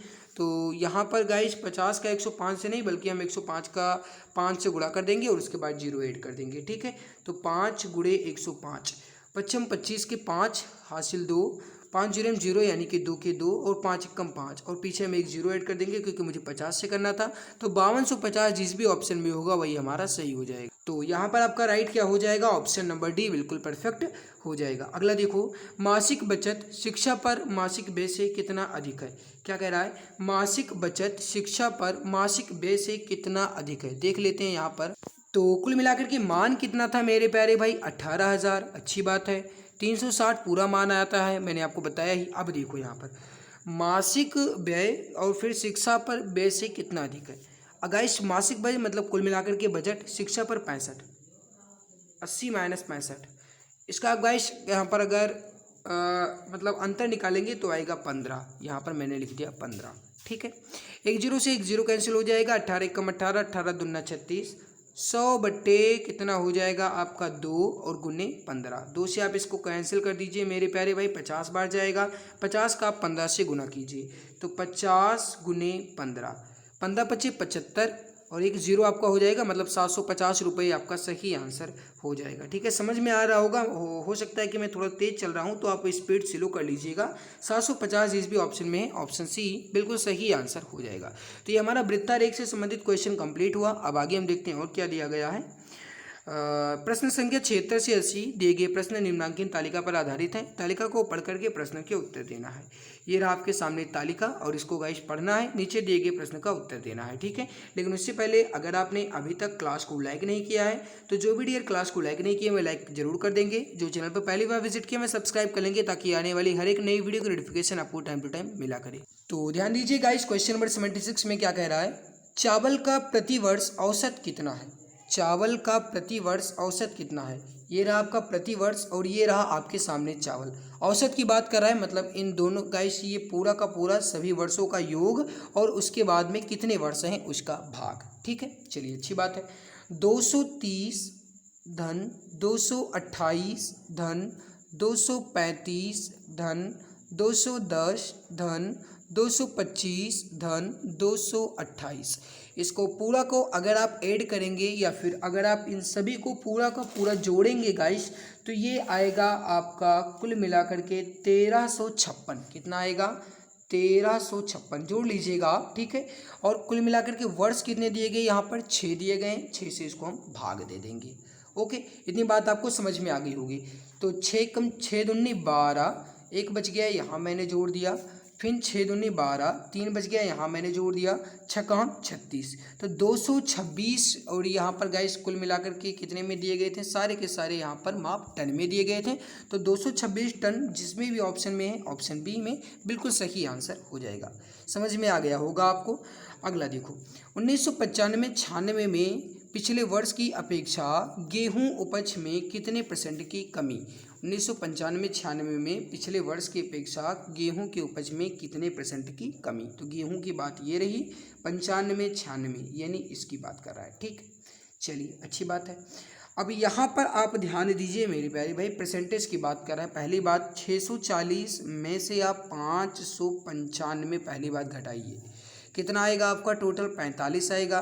इसमें कितनी बात कर रहा है 640 की, परसेंटेज की बात कर रहा है 100। एक जीरो से एक जीरो यहाँ पर मैंने कैंसिल कर दिया, ठीक है। अब यहाँ पर हो जाएगा आपका 450, यहाँ पर हो जाएगा आपका 64। अब यहाँ से गाइस अगर आप ध्यान देंगे तो क्या होगा, यहाँ पर आप ध्यान दीजिए मेरे प्यारे भाई, एक मिनट, मैं यहाँ से कट भी इसको भी कर सकता हूँ या फिर आप इसको भी कर सकते हो मेरे प्यारे भाई, इसको भी आप 2 से कट कर दीजिए। तो ये हो जाएगा आपका 32 बार, ये हो जाएगा 2 दूनी 4 और एक यहाँ पर नहीं, या फिर 2 दूनी 4 और 2 पंचे 10, 225/32 हो जाएगा, ठीक है। 225/32 हो जाएगा, ओके। अब अगर आप यहाँ पर 32 से भाग देंगे 225 को, तो यहाँ पर देख लीजिए 32 को 7 से आप कीजिए, 7 दूनी 14 के 4, 1 और 7 त्रिक 21 और 1 22, 224 आया मेरे प्यारे भाई। 225 में से 224 आएगा, एक बचेगा, पॉइंट मैंने लगाया, यहाँ पर आपका जीरो बढ़ाया, नहीं जाएगा, फिर से जीरो बार ले गए, यहाँ पर 100 हो जाएगा, ओके। अब यहाँ पर गाइस अगर आप देखेंगे तो ये आपका 3 बार जाएगा, तो 3 दूने 6, 3 त्रिक का 9, 96, 4 हो जाएगा, मतलब 7.03 के रिस्पेक्ट में कुछ आ रहा होगा आंसर, तो 7.03, दैट मीन्स यहाँ पर आपका ऑप्शन बी जो है ये राइट आंसर हो जाएगा। समझ में आ गया होगा हमारे हिसाब से। तो गाइस मैंने अच्छे ढंग से समझा दिया है। दालों का औसत उत्पादन कितना रहा, दालों का औसत उत्पादन कितना रहा, ये रहा आपके सामने दालें और इसका औसत उत्पादन आपसे पूछ रहा है। पूरा का पूरा जोड़ लीजिए, उसके बाद 6 से भाग दे दीजिए, आंसर आ जाएगा। चलिए अच्छी बात है, हम जोड़ लेते हैं। 180, 185, 192, 200, ठीक है, और प्लस 190 धन 195, अच्छी बात है। अब देखो यहाँ पर, अब इसको पूरा आप जोड़िएगा मेरे प्यारे भाई, पूरा का पूरा आप जोड़िएगा। तो जब आप पूरा जोड़ेंगे तो कितना आएगा, कितना आएगा देख लेते हैं, एक मिनट। तो ये टोटल आएगा आपका 1142। और गाइस कितने वर्ष हैं, 6 वर्ष हैं, 6 से इसको भाग दे दीजिए आप, ठीक है। तो अगर आप 6 से 1142 को भाग देंगे तो कितना आ जाएगा, 6 कम 6, 5 बच गया, मैंने यहाँ पर जोड़ दिया, 6 9 54। और फिर आप देखिए मेरे प्यारे भाई, आपका ये जीरो बार जाएगा, तो फिर पॉइंट लगाया मैंने, जीरो बढ़ाया और 36 कटाया, मतलब 190 के रिस्पेक्ट में कुछ आंसर आएगा आपका। तो यहाँ पर 190.33 आपका राइट हो जाएगा। जो भी डियर प्यारे भाई ऑप्शन सी बता रहे हैं बिल्कुल सही आंसर हो जाएगा। अगला देखो, अंतिम वर्ष का कुल औसत उत्पादन कितना रहा। ध्यान दीजिएगा, यहाँ पर गाइस किसी भी फसल की बात नहीं कर रहा है, वर्ष की बात कर रहा है। क्या कह रहा है, अंतिम वर्ष का कुल औसत उत्पादन कितना रहा। तालिका देख लेते हैं यहाँ पर। अंतिम वर्ष आपका ये रहा गाइस 1998 97 है ना। अंतिम वर्ष का कुल औसत उत्पादन कितना रहा, ये आपके सामने पूरा उत्पादन है। पूरा का पूरा जोड़ लीजिए, 5 से भाग दे दीजिए। क्यों, क्योंकि गाइस कुल मिलाकर के 5 ही यहाँ पर दिया गया है, ठीक है। तो यहाँ पर आप अगर पूरा जोड़ेंगे तो 630 धन 228 धन 143 धन 145 और 195। अब मेरे प्यारे भैया पूरा जोड़िए आप, तो ये आएगा टोटल आपका 1341। इसको मैं 5 से भाग दूंगा, ठीक है। 5 से इसको भाग दीजिए, 5 दूने 10, 3 बच गया, यहाँ मैंने जोड़ दिया, और 5 छक्के 30 और 4 बच गया, यहाँ मैंने जोड़ दिया, 5 40, एक बच गया, पॉइंट लगाया, जीरो बढ़ाया, 5 दूने 10, तो 268.2। तो जिस भी ऑप्शन में मुझे 268.2 नज़र आएगा वही हमारा सही आंसर हो जाएगा। तो दैट मीन्स यहाँ पर आपका ऑप्शन बी जो है ये बिल्कुल परफेक्ट हो जाएगा, करेक्ट आंसर आपका हो जाएगा, ठीक है। समझ में आ गया होगा। गेहूं का कुल उत्पादन चने के कुल उत्पादन से कितना अधिक है। गेहूं का कुल उत्पादन चने के कुल उत्पादन से कितना अधिक है। ये रहा गेहूं का कुल उत्पादन, ये रहा चने का कुल उत्पादन। गाइस इसको जोड़ लीजिए और इसको जोड़ लीजिए, इसको पूरा जोड़ लीजिएगा, इसको पूरा जोड़ लीजिएगा, उसके बाद इसमें से इसको घटा दीजिएगा, आंसर आ जाएगा, ठीक है। ये रही। अब इसको मैं पूरा अगर जोड़ूंगा, आप जोड़ लीजिएगा, मैं जोड़कर यहाँ पर नहीं बताऊंगा कि उतने लुल्लू पुंजू तो हो नहीं आपकी जोड़कर मैं बताऊं। तो ये अगर आप पूरा जोड़ेंगे तो ये आएगा आपका 3744, ठीक है। ये आया हमारा गेहूं का कुल उत्पादन, ठीक है, अच्छी बात है। चने का कुल उत्पादन, इसको अगर आप पूरा जोड़ेंगे मेरे प्यारे भैया तो ये आएगा आपका 852, ठीक है, 852। गेहूं का कुल उत्पादन चने के कुल उत्पादन से कितना अधिक है, मैं इसको घटा दूंगा। यहाँ पर 4 में से 2 जाएगा आपका 2 बचेगा, 14 में से 5 जाएगा आपका 9 बचेगा, यहाँ 6 इधर उधार लिया 16, 16 में से 8 जाएगा 8 बचेगा, 2892। जिस भी ऑप्शन में मुझे 2892 नजर आएगा वही हमारा सही हो जाएगा, ठीक है। तो यहाँ पर आप देख सकते हो 2892 ऑप्शन बी दिया गया है, बिल्कुल सही आंसर हो जाएगा। अगला देखो मेरे प्यारे भाई, प्रश्न संख्या 8185। नीचे के ग्राफ में एक मरीज के रक्तचाप का विवरण प्रदर्शित किया गया है। ग्राफ की सहायता से निम्नलिखित प्रश्नों के उत्तर दीजिए। जबकि मरीज को गाइज जो दवा है ये 6 बजे दवा दी गई। तो ये गाइज थोड़ा समझ से नहीं आ रहा क्या लिखा है, चलो इसको छोड़ दीजिए, उत्तर देना है, हम देखते हैं क्या कह रहा है। ये रहा आपके सामने पूरा का पूरा ग्राफ, ये रहा उसके सामने रक्तचाप, ये है गाइस समय बजे में, ठीक है, अच्छी बात है। पहला क्वेश्चन देखो क्या कह रहा है, 1 बजे दवा देने के 2 घंटे बाद मरीज का रक्तचाप कितना था। देखो यहाँ पर 1 बजे जब दवा दी गई तब मरीज का रक्तचाप था 80। उसके 2 घंटे बाद, मतलब 1 घंटा ये एक और 1 घंटा ये, मतलब 2 घंटा यहाँ पर 3 पर पूरा हो रहा है, 3 बजे पूरा हो रहा है। 3 बजे अगर आप यहाँ पर ध्यान देंगे तो कितना बढ़ रहा है मेरे प्यारे भाई, ये 90 हो रहा है। उसका रक्तचाप कितना हो रहा है, 90 हो रहा है। तो इसका जो गाइस ब्लड प्रेशर होगा ये कितना होगा, 90 होगा। तो मतलब यहाँ पर ऑप्शन नंबर सी आपका राइट हो जाएगा। समझ में आ गया है ना। चलिए ये गाइस ये जो क्वेश्चन है ये थोड़ा टाइपिंग मिस्टेक है, इसको छोड़िए। अगला देखिए, 6 बजे दवा देने के बाद मरीज की सबसे अच्छी स्थिति कब थी। तो 6 बजे दवा देने के बाद मरीज की सबसे अच्छी स्थिति, ये रहा गाइस 6 बजे, और इसके बाद यहाँ पर आप देखो ये रहा, ठीक है। और 6 बजे के बाद मरीज की सबसे अच्छी स्थिति कब थी। तो सबसे उच्च पर कब पहुँचा ये भैया, 8 पर पहुँचा। मतलब कब थी ये, 8 बजे सबसे अच्छी स्थिति हो जाएगी, उच्च स्थिति हो जाएगी। तो कब हो जाएगी आपकी, 8 बजे। तो जिस भी ऑप्शन में मुझे 8 बजे वो नजर आएगा वही हमारा सही हो जाएगा। दैट मीन्स यहाँ पर आप देखो ये तो गाइस गलत ही है, 8 बजे ऑप्शन नंबर डी यहाँ पर आपका बिल्कुल सही आंसर हो जाएगा, ठीक है। गाइस क्लास खत्म होने के बाद कमेंट सेक्शन में ये ज़रूर बताइएगा कि आपको ये हमारी क्लास कैसी लगी, मेहनत हमारी आप सभी को कैसी लगी। क्लास खत्म होने के बाद अपनी राय ज़रूर दीजिएगा। अगला देखो, 1 बजे वाली दवा का असर कितने बजे घटना शुरू हुआ।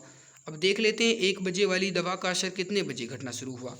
यहाँ पर आप देखो 1 बजे वाली दवा का असर यहाँ से शुरू हुआ और यहाँ से घटना शुरू हुआ। कितने बजे से भैया घटना शुरू हुआ। तो यहाँ पर आप देख सकते हो मेरे प्यारे भाई ये कितने बजे से घटना शुरू हुआ।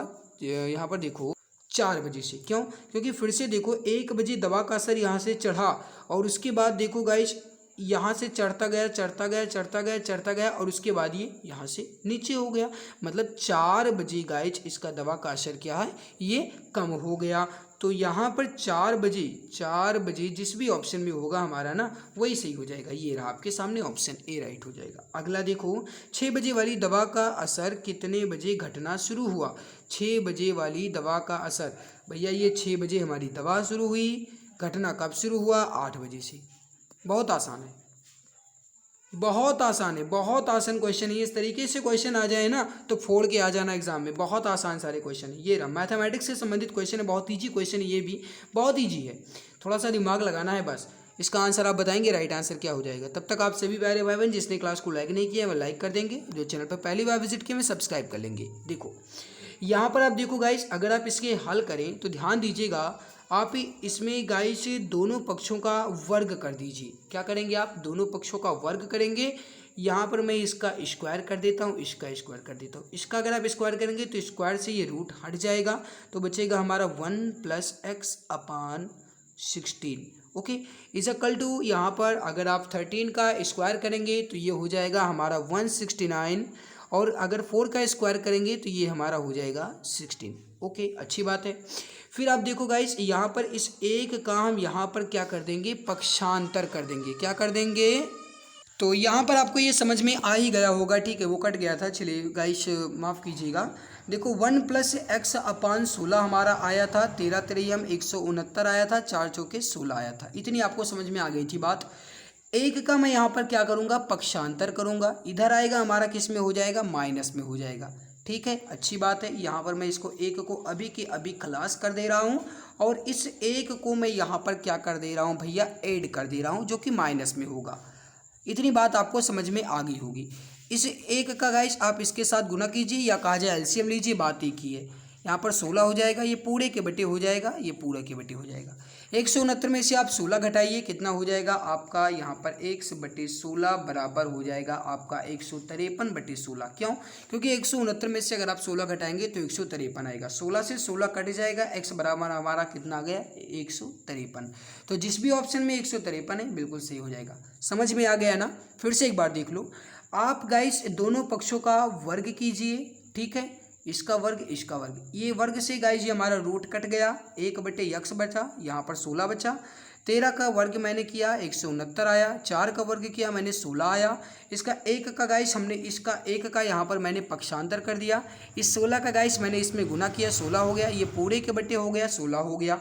ठीक है, 169 में से मैंने 16 घटा दिया, यहाँ पर आपका बच गया 53 और यहाँ से 16 कैंसिल हो जाएगा, x बराबर 53 यानी 153 यहाँ पर आपका राइट आंसर हो जाएगा। ठीक है, अगला देखो, ये आपके सामने सॉल्यूशन है, पीडीएफ के साथ आपको मिल जाएगा। पीडीएफ के बारे में आप जानते ही हैं, कहाँ पर पीडीएफ मिलेगा मैंने पहले भी बता रखा है, टेलीग्राम पर आपको मिलेगा।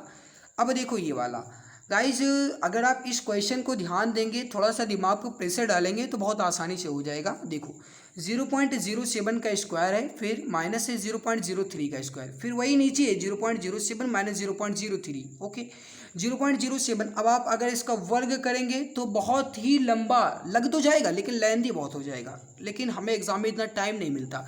यहाँ पर ध्यान देंगे तो ये है आपका ए का स्क्वायर, ये है आपका बी का स्क्वायर, ये है आपका ए, ये है आपका माइनस बी। तो ए स्क्वायर माइनस बी स्क्वायर का फॉर्मूला आप जानते ही हैं क्या होता है। यहाँ पर मैं लिख भी दे रहा हूँ मेरे प्यारे भाई, क्यों जल्दबाजी करें। ए स्क्वायर माइनस बी स्क्वायर बराबर होता है आपका एक ब्रैकेट में ए प्लस बी और एक ब्रैकेट में आपका ए माइनस बी। तो ये हो जाएगा आपका ए प्लस बी और ये हो जाएगा आपका ए माइनस बी और नीचे है ए माइनस बी में। क्यों? क्योंकि ये ए पूरा मैंने माना, इसको मैंने पूरा बी माना, तो ये हमारा ए है, ये हमारा बी है, तो ए माइनस बी हो गया। इतनी बात आपको समझ में आ गई होगी। ए माइनस बी से ए माइनस बी हमारा यहाँ पर कट गया, क्या बचा हमारा ए प्लस बी। ए प्लस बी हमारा बचा है ना, तो यहाँ पर ए प्लस बी मैंने लिख लिया। फिर देखो ए यहाँ पर हमारा है 0.07 प्लस लगाया, बी हमारा है 0.03। अगर आप पूरा ऐड करेंगे तो 7 और 3 10 यानी 0.110 यानी 10, मतलब यहाँ पर 0.10 वाला ऑप्शन आपका बिल्कुल राइट होगा, करेक्ट हो जाएगा आपका ऑप्शन नंबर बी। इतनी बात आपको समझ में आ गई होगी मेरे प्यारे भाई। अगला देखो, ये आप देखो हो सकता है कि क्लास आपकी थोड़ी लंबी होती जा रही हो, लेकिन आप इसकी भी चिंता बिल्कुल ना करें, क्योंकि समझाना का हमारा जिम्मेदारी कि मैं आपको समझा सकूं, इसी वजह से हो सकता है कि क्लास थोड़ी लंबी हो जाए, लेकिन बिल्कुल चिंता ना करो। देखो 120 रुपये का 4%, 120 रुपये का 4% आपसे कह रहा है, ठीक है। और फिर क्या कह रहा है कि 80 रुपये का 3% स्टॉक में कौन सा निवेश बेहतर है, यह आपसे कह रहा है। 120 का हम 4% पहले निकाल लेते हैं और यहाँ पर 100 से कर देंगे, ये कट गया 0 से 0, ठीक है।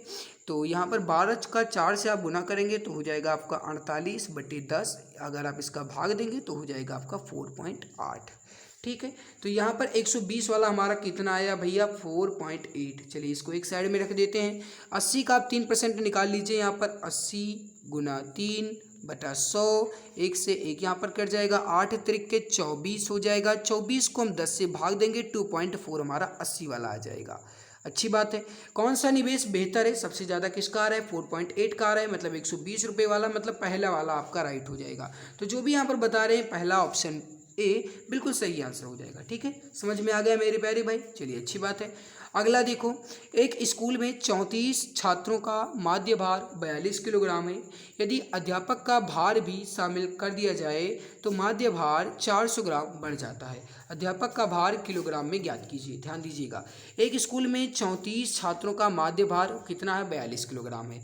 अब अगर यहाँ पर अध्यापक का भार हमसे पूछ रहा है, अगर यहाँ पर गाइस हम अध्यापक का भार निकालें तो इसमें जितना माध्य भार है उतना में हम जोड़ेंगे जो गाइस संख्या है छात्र की और अध्यापक दोनों की संख्या, जितनी वृद्धि हुई है उसका यहाँ पर हम गुना कर देंगे। आंसर बिल्कुल आसानी से आ जाएगा। देखो ध्यान दीजिएगा, माध्य भार कितना है, 42 है, प्लस मैंने किया इसमें अध्यापकों की और छात्रों की संख्या कितनी, 34 छात्र हैं और एक अध्यापक है, मतलब यहाँ पर 35 हो गया। ठीक है, अच्छी बात है। गाइस वृद्धि कितनी हो रही है माध्य भार में, यहाँ पर 400 ग्राम, ये हो गया आपका 400। इतना आपको समझ में आ गया होगा। अब आप बोर्ड मास के रूल को आपने पढ़ा होगा, उसमें क्या करें, पहले गुना होगा उसके बाद जोड़ होगा। 35 का आप 400 से गुना करेंगे, आएगा आपका 42 प्लस 1400, कितना आएगा, 1400 आएगा। अब ध्यान दीजिएगा, हमसे किलोग्राम में पूछ रहा था, तो यहाँ पर अगर आप ध्यान देंगे तो 1400 को अगर आप किलोग्राम में बदलेंगे तो गाइस 1000 से आप भाग दे देंगे, ऐसे ही तो है। 1000 से मतलब 0 से 0 कैंसिल हो जाएगा, मतलब यहाँ पर हमारा कितना बचेगा भैया, यहाँ पर हमारा टोटल बचेगा 14। अब 42 में आप 14 जोड़ दीजिए, आपका सही आंसर हो जाएगा। 4 और 2 6, 4 और 1 5, मतलब 56 यहाँ पर राइट हो जाएगा। That means option number D बिल्कुल करेक्ट आंसर हो जाएगा। समझ में आ गया होगा। हमसे अध्यापक का भार पूछ रहा था, अध्यापक का भार निकालने के लिए कुल भार में गाइस हम जोड़ेंगे अध्यापकों की संख्या, छात्रों की संख्या, उसके बाद जितने माध्य भार में वृद्धि हो रही है उसको जोड़ेंगे। किलोग्राम में हमसे पूछा जा रहा था, 1000 से मैंने भाग दे दिया, 42 आया और प्लस 14 आया, 42 14 को मैंने जोड़ दिया, 56 हमारा सही आंसर आ गया। ठीक है, समझ में आ गया मेरे प्यारे भाई। चलिए अगला देखो गाइस, ये क्वेश्चन क्या कर रहा है, क्वेश्चन नंबर 90 है। बहुत ईजी क्वेश्चन है, ये हमसे सिंप्लीफिकेशन वाला क्वेश्चन है। क्या कह रहा है, 3 के घात में 0 है और 3 के घात में -1 है। अब आप सभी जानते हैं अगर किसी भी संख्या के घात में अगर 0 हो या गाइस a के घात में 0 है तो आपने रूल पढ़ा है उसका मान 1 होता है। तो 3 के घात में 0 मतलब 1 प्लस, और अगर यहाँ पर माइनस की संख्या को हम घटाएंगे तो 1 बटे में कर देंगे। इतनी बात आपको समझ में आ गई होगी। बटे मैंने लगा दिया, फिर यहाँ पर माइनस है, इसको हम घटाएंगे तो इसका भी 1 बटे में कर देंगे। अच्छी बात है, माइनस लगा माइनस कर दिया, 3 के घात में 0 है तो इसको हम 1 लिख सकते हैं। इतनी बात आपको समझ में आ गई होगी। ठीक है, 3 कम 3 और 1 4 बटे 3 हो जाएगा, बटा पूरे का है, पूरे के बटे, और 1 3 कम 3 -3 और 1 यानी कि माइनस का 2 और बटे 3। इतनी बात आपको समझ में आ गई होगी। 3 दूने 6, यहाँ पर हो जाएगा आपका -6, 4 3 12, ये हो गया आपका 12। तो 12 यहाँ पर हो जाएगा माइनस का 12 बटे 6, 6 कम 6 6 दूनी 12, माइनस का 2 यहाँ पर आपका राइट होगा। जो भी डियर प्यारे भाई ऑप्शन नंबर ए बता रहे हैं बिल्कुल सही हो जाएगा। मैंने आपको बताया ना, 3 के घात में अगर 0 है तो इसका मान 1 होता है। ये माइनस में है, इसको मैंने 1 बटे 3 कर दिया है। ये 3 के घात में इसको मैंने 1 बटे 3 कर दिया, इसका मान भी 1 होता है। अब आप इसमें जो चिन्ह दिया गया उसके आधार पर लगा लेना, मैंने बता दिया है। फिर से अगर आप नहीं समझ पाए तो मैं बता रहा हूँ। ठीक है, अगला देखो, अगला आपसे क्या कह रहा है गाइस, ये आपका इंग्लिश में आ गया है। In the following passage some of the words have been left out, read the passage carefully and select the correct answer for the given blank out of the 4 alternative. फिर यहाँ पर आपके सामने दिया गया है, ये पूरा पढ़ना है, पूरा पढ़ लीजिएगा आप। ठीक है, मैं पूरा पढ़ूंगा गाइस, वैसे भी मैंने हिंदी पूरा पढ़ा है, यहाँ पर भी पूरा पढ़ेंगे। इसमें तो आपके बहुत सारे क्वेश्चन है, लगभग 4-5 क्वेश्चन है, पूरा पढ़ेंगे तो टाइम ही आपका वेस्ट होगा। तो यहाँ पर आपको मैं बता दे रहा हूँ इसका आंसर, आप देख लीजिएगा। इसका देखो, दी डैश है of energy in India are made from both commercial requirements, यहाँ पर राइट होगा। ठीक है, महत्वपूर्ण की बात कर रहा है। ओके, तो रिक्वायरमेंट्स यहाँ पर आपका राइट हो जाएगा। आप ये ऊपर का पूरा गाइस रीड पूरा पैसेज पढ़ लीजिएगा, उसके बाद आप यहाँ पर मिलान कीजिएगा, रिक्वायरमेंट्स ही आएगा आपका आंसर। ठीक है, मैं पूरा पढ़ कर बताऊँगा भैया तो बहुत ज़्यादा टाइम वेस्ट होगा, और उतना टाइम वेस्ट करना उचित बिल्कुल भी नहीं है। अब इसका आंसर आप देख लो, यहाँ पर मैं बता दे रहा हूँ दी मोस्ट डैश है the source of energy today are coal and natural gas. Important है, महत्वपूर्ण है, राइट हो जाएगा आपका ऑप्शन नंबर ए यहाँ पर आपका बिल्कुल सही हो जाएगा। ठीक है, अगला देखो जो आपके इंपॉर्टेंट क्वेश्चन है वो मैं यहाँ पर सॉल्व करवा दे रहा हूँ। ये तो आप पैसेज को पढ़ करके आंसर बिल्कुल आसानी से बता ही सकते हो, इसमें गाइस बताने की क्या जरूरत है। क्वेश्चन नंबर 93 भी आप देख लो, आंसर बता रहे हैं। On the other hand firewood cow dung cake and vegetable waste it is that non commercial forms of energy. इसका सही आंसर हो जाएगा गाइस, वो हो जाएगा आपका कॉन्स्टिट्यूट्स। क्या हो जाएगा, ऑप्शन नंबर डी यहाँ पर आपका बिल्कुल सही आंसर हो जाएगा। अगला है, अब अगला देखो, while non commercial form of energy dash demand. इसका सही आंसर हो जाएगा आपका मेरे प्यारे भाई, हो जाएगा मीट, ऑप्शन नंबर बी बिल्कुल करेक्ट आंसर हो जाएगा। फिर coal is the dash source of commercial energy in largest, यानी विशालतम हो जाएगा यहाँ पर आपका राइट आंसर, डी आंसर आपका बिल्कुल परफेक्ट हो जाएगा। ठीक है, इतनी बात आपको समझ में आ गई होगी। अब देखो यहाँ पर आप देखो गाइस, ये रीजनिंग से रिलेटेड क्वेश्चन है, इसको समझिएगा। निर्देश है, निम्न प्रश्न में 5 शब्द दिए गए हैं, कौन सा शब्द बिल्कुल बीच में आएगा यदि सभी शब्दों को अंग्रेजी की वर्णमाला के क्रम में व्यवस्थित किया जाता है। डिक्शनरी के क्रम में पहले व्यवस्थित करेंगे और उसके बाद बीच में आने की बात कर रहा है। नंबर 1 पर पहले आप देखो, यहाँ पर ध्यान दीजिएगा आप, बिल्कुल बहुत आसान है, बहुत आसान है। नंबर 1 पर यहाँ पर आपका आएगा पैरासाइट, ये आपका हो गया है मेरे प्यारे भाई नंबर 1 पर। और नंबर 2 पर आएगा आपका, वो आएगा पार्टी। ठीक है, नंबर 3 पर आएगा मेरे प्यारे भाई आपका, वो आएगा, क्या आएगा, क्या आएगा बताइए, पेस्ट आएगा।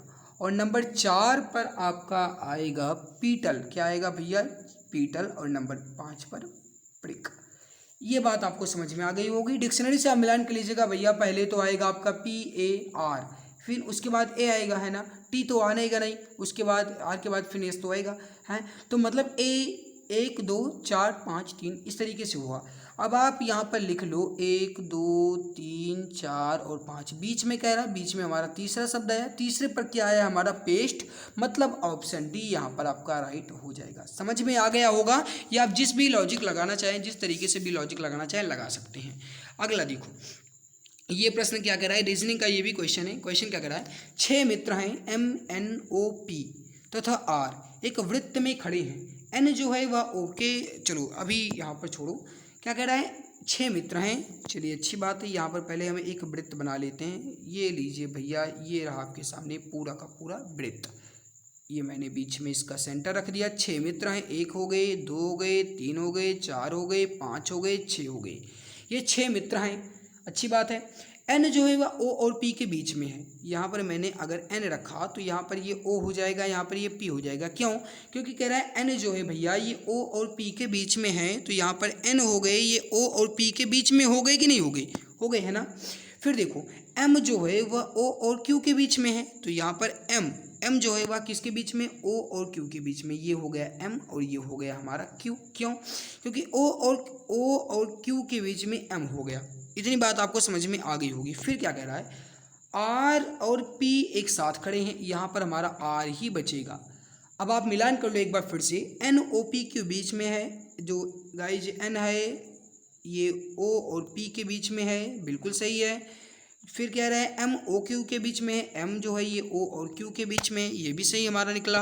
आर और पी एक साथ में खड़े हैं, आर और पी एक साथ में खड़े हैं, ये भी सही है। चलिए पूछ क्या कह रहा है, एम और आर के बीच में कौन है, एम और आर के बीच में कौन है, क्यू ही भैया है यहाँ पर, तो क्यू यहाँ पर आपका राइट होगा, ऑप्शन डी बिल्कुल करेक्ट आंसर हो जाएगा। ठीक है, अगला है कि निर्देश है, निम्न प्रश्न में दिए गए विकल्पों में से संबंधित शब्द को चुनिए। ये गाइस पूरा का पूरा विपरीत क्रम में दिया गया है, अपोजिट दिया गया है।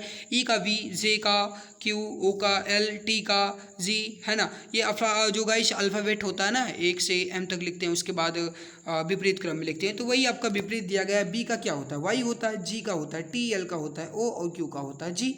तो यहाँ पर क्या हो जाएगा आपका ऑप्शन नंबर डी बिल्कुल करेक्ट हो जाएगा, आसान है। अगला देखो क्वेश्चन नंबर 99 क्या कह रहा है, निर्देश है, निम्न प्रश्न में दिए गए विकल्पों में से लुप्त संख्या ज्ञात करना है। ये आपके सामने ऑप्शन है, लुप्त संख्या ज्ञात करना है, थोड़ा सा लॉजिक लगाना है, दिमाग लगाना है। अब यहाँ पर आप ध्यान देंगे तो 10 8 का आप गुना कीजिए, कितना हो जाएगा आपका 80, इसमें हमें 5 जोड़ देना है, कितना हो गया हमारा 85। ठीक है, 7 का 7 से गुना करेंगे हो जाएगा 49, इसमें मुझे गाइस 5 जोड़ देना है, ये हो गया हमारा 54, बिल्कुल सही बैठ रहा है। 8 का 9 से गुना कीजिए गाइस, 8 9 72, इसमें हम 5 जोड़ देंगे, कितना हो जाएगा हमारा 77। तो ऑप्शन नंबर बी यहाँ पर आपका राइट होगा कि नहीं होगा?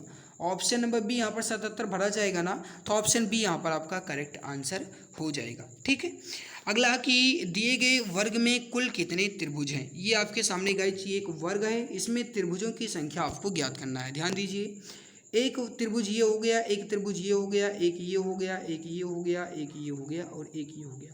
तो 1 2 3 4 5 और 6 हो गया पूरा, 6 हो गया पूरा कि नहीं हो गया? 6 और ये आपका पूरा बड़ा सा दिख रहा है ना पहाड़ जैसा, ये हो गया आपका 7। और ये कि ये उल्टा पड़ा हुआ है, ये उल्टा पड़ा हुआ है, ये हो गया आपका 8। समझ में आ गया? ध्यान दीजिए यहाँ पर, आप ऑप्शन में है कि नहीं? 8 है। देखो 1 हो गया, 2 हो गया, 3 हो गया, 4 हो गया, 5 हो गया, 6 हो गया, ये पूरा आपका 7 हो गया, ये पूरा आपका 8 हो गया। तो ऑप्शन नंबर सी यहाँ पर आपका बिल्कुल राइट हो जाएगा। तो यहाँ पर मैंने गाइस 100 क्वेश्चन पूरे कंप्लीट कर लिए, यूपी पीटी के मॉक टेस्ट पूरे मैंने कंप्लीट कर लिए। अब आपको कमेंट में ये हमें बताना है कि हमारी मेहनत आप सभी को कैसी लगी, मैं आपको अच्छे ढंग से समझा पाया या नहीं, कमेंट में ज़रूर बताइएगा। अगर अच्छी लगी तो लाइक करके ही जाइएगा। और गाइस अगर आप चैनल पर पहली बार आए तो सब्सक्राइब कर लीजिएगा, ताकि आपको इसी तरीके से डेली इसी तरीके से बेहतर मॉक टेस्ट मिलता रहे। इसकी पीडीएफ आपको हमारे टेलीग्राम पर मिलेगी, जाकर के आप चेक कर लेना। ठीक है, आपका स्कोर कितना रहा कमेंट में ज़रूर बताना। अच्छी लगी तो लाइक ज़रूर कीजिएगा मेरे प्यारे भाई। मिलते हैं दूसरे नए वीडियो में, तब तक के लिए बहुत बहुत धन्यवाद।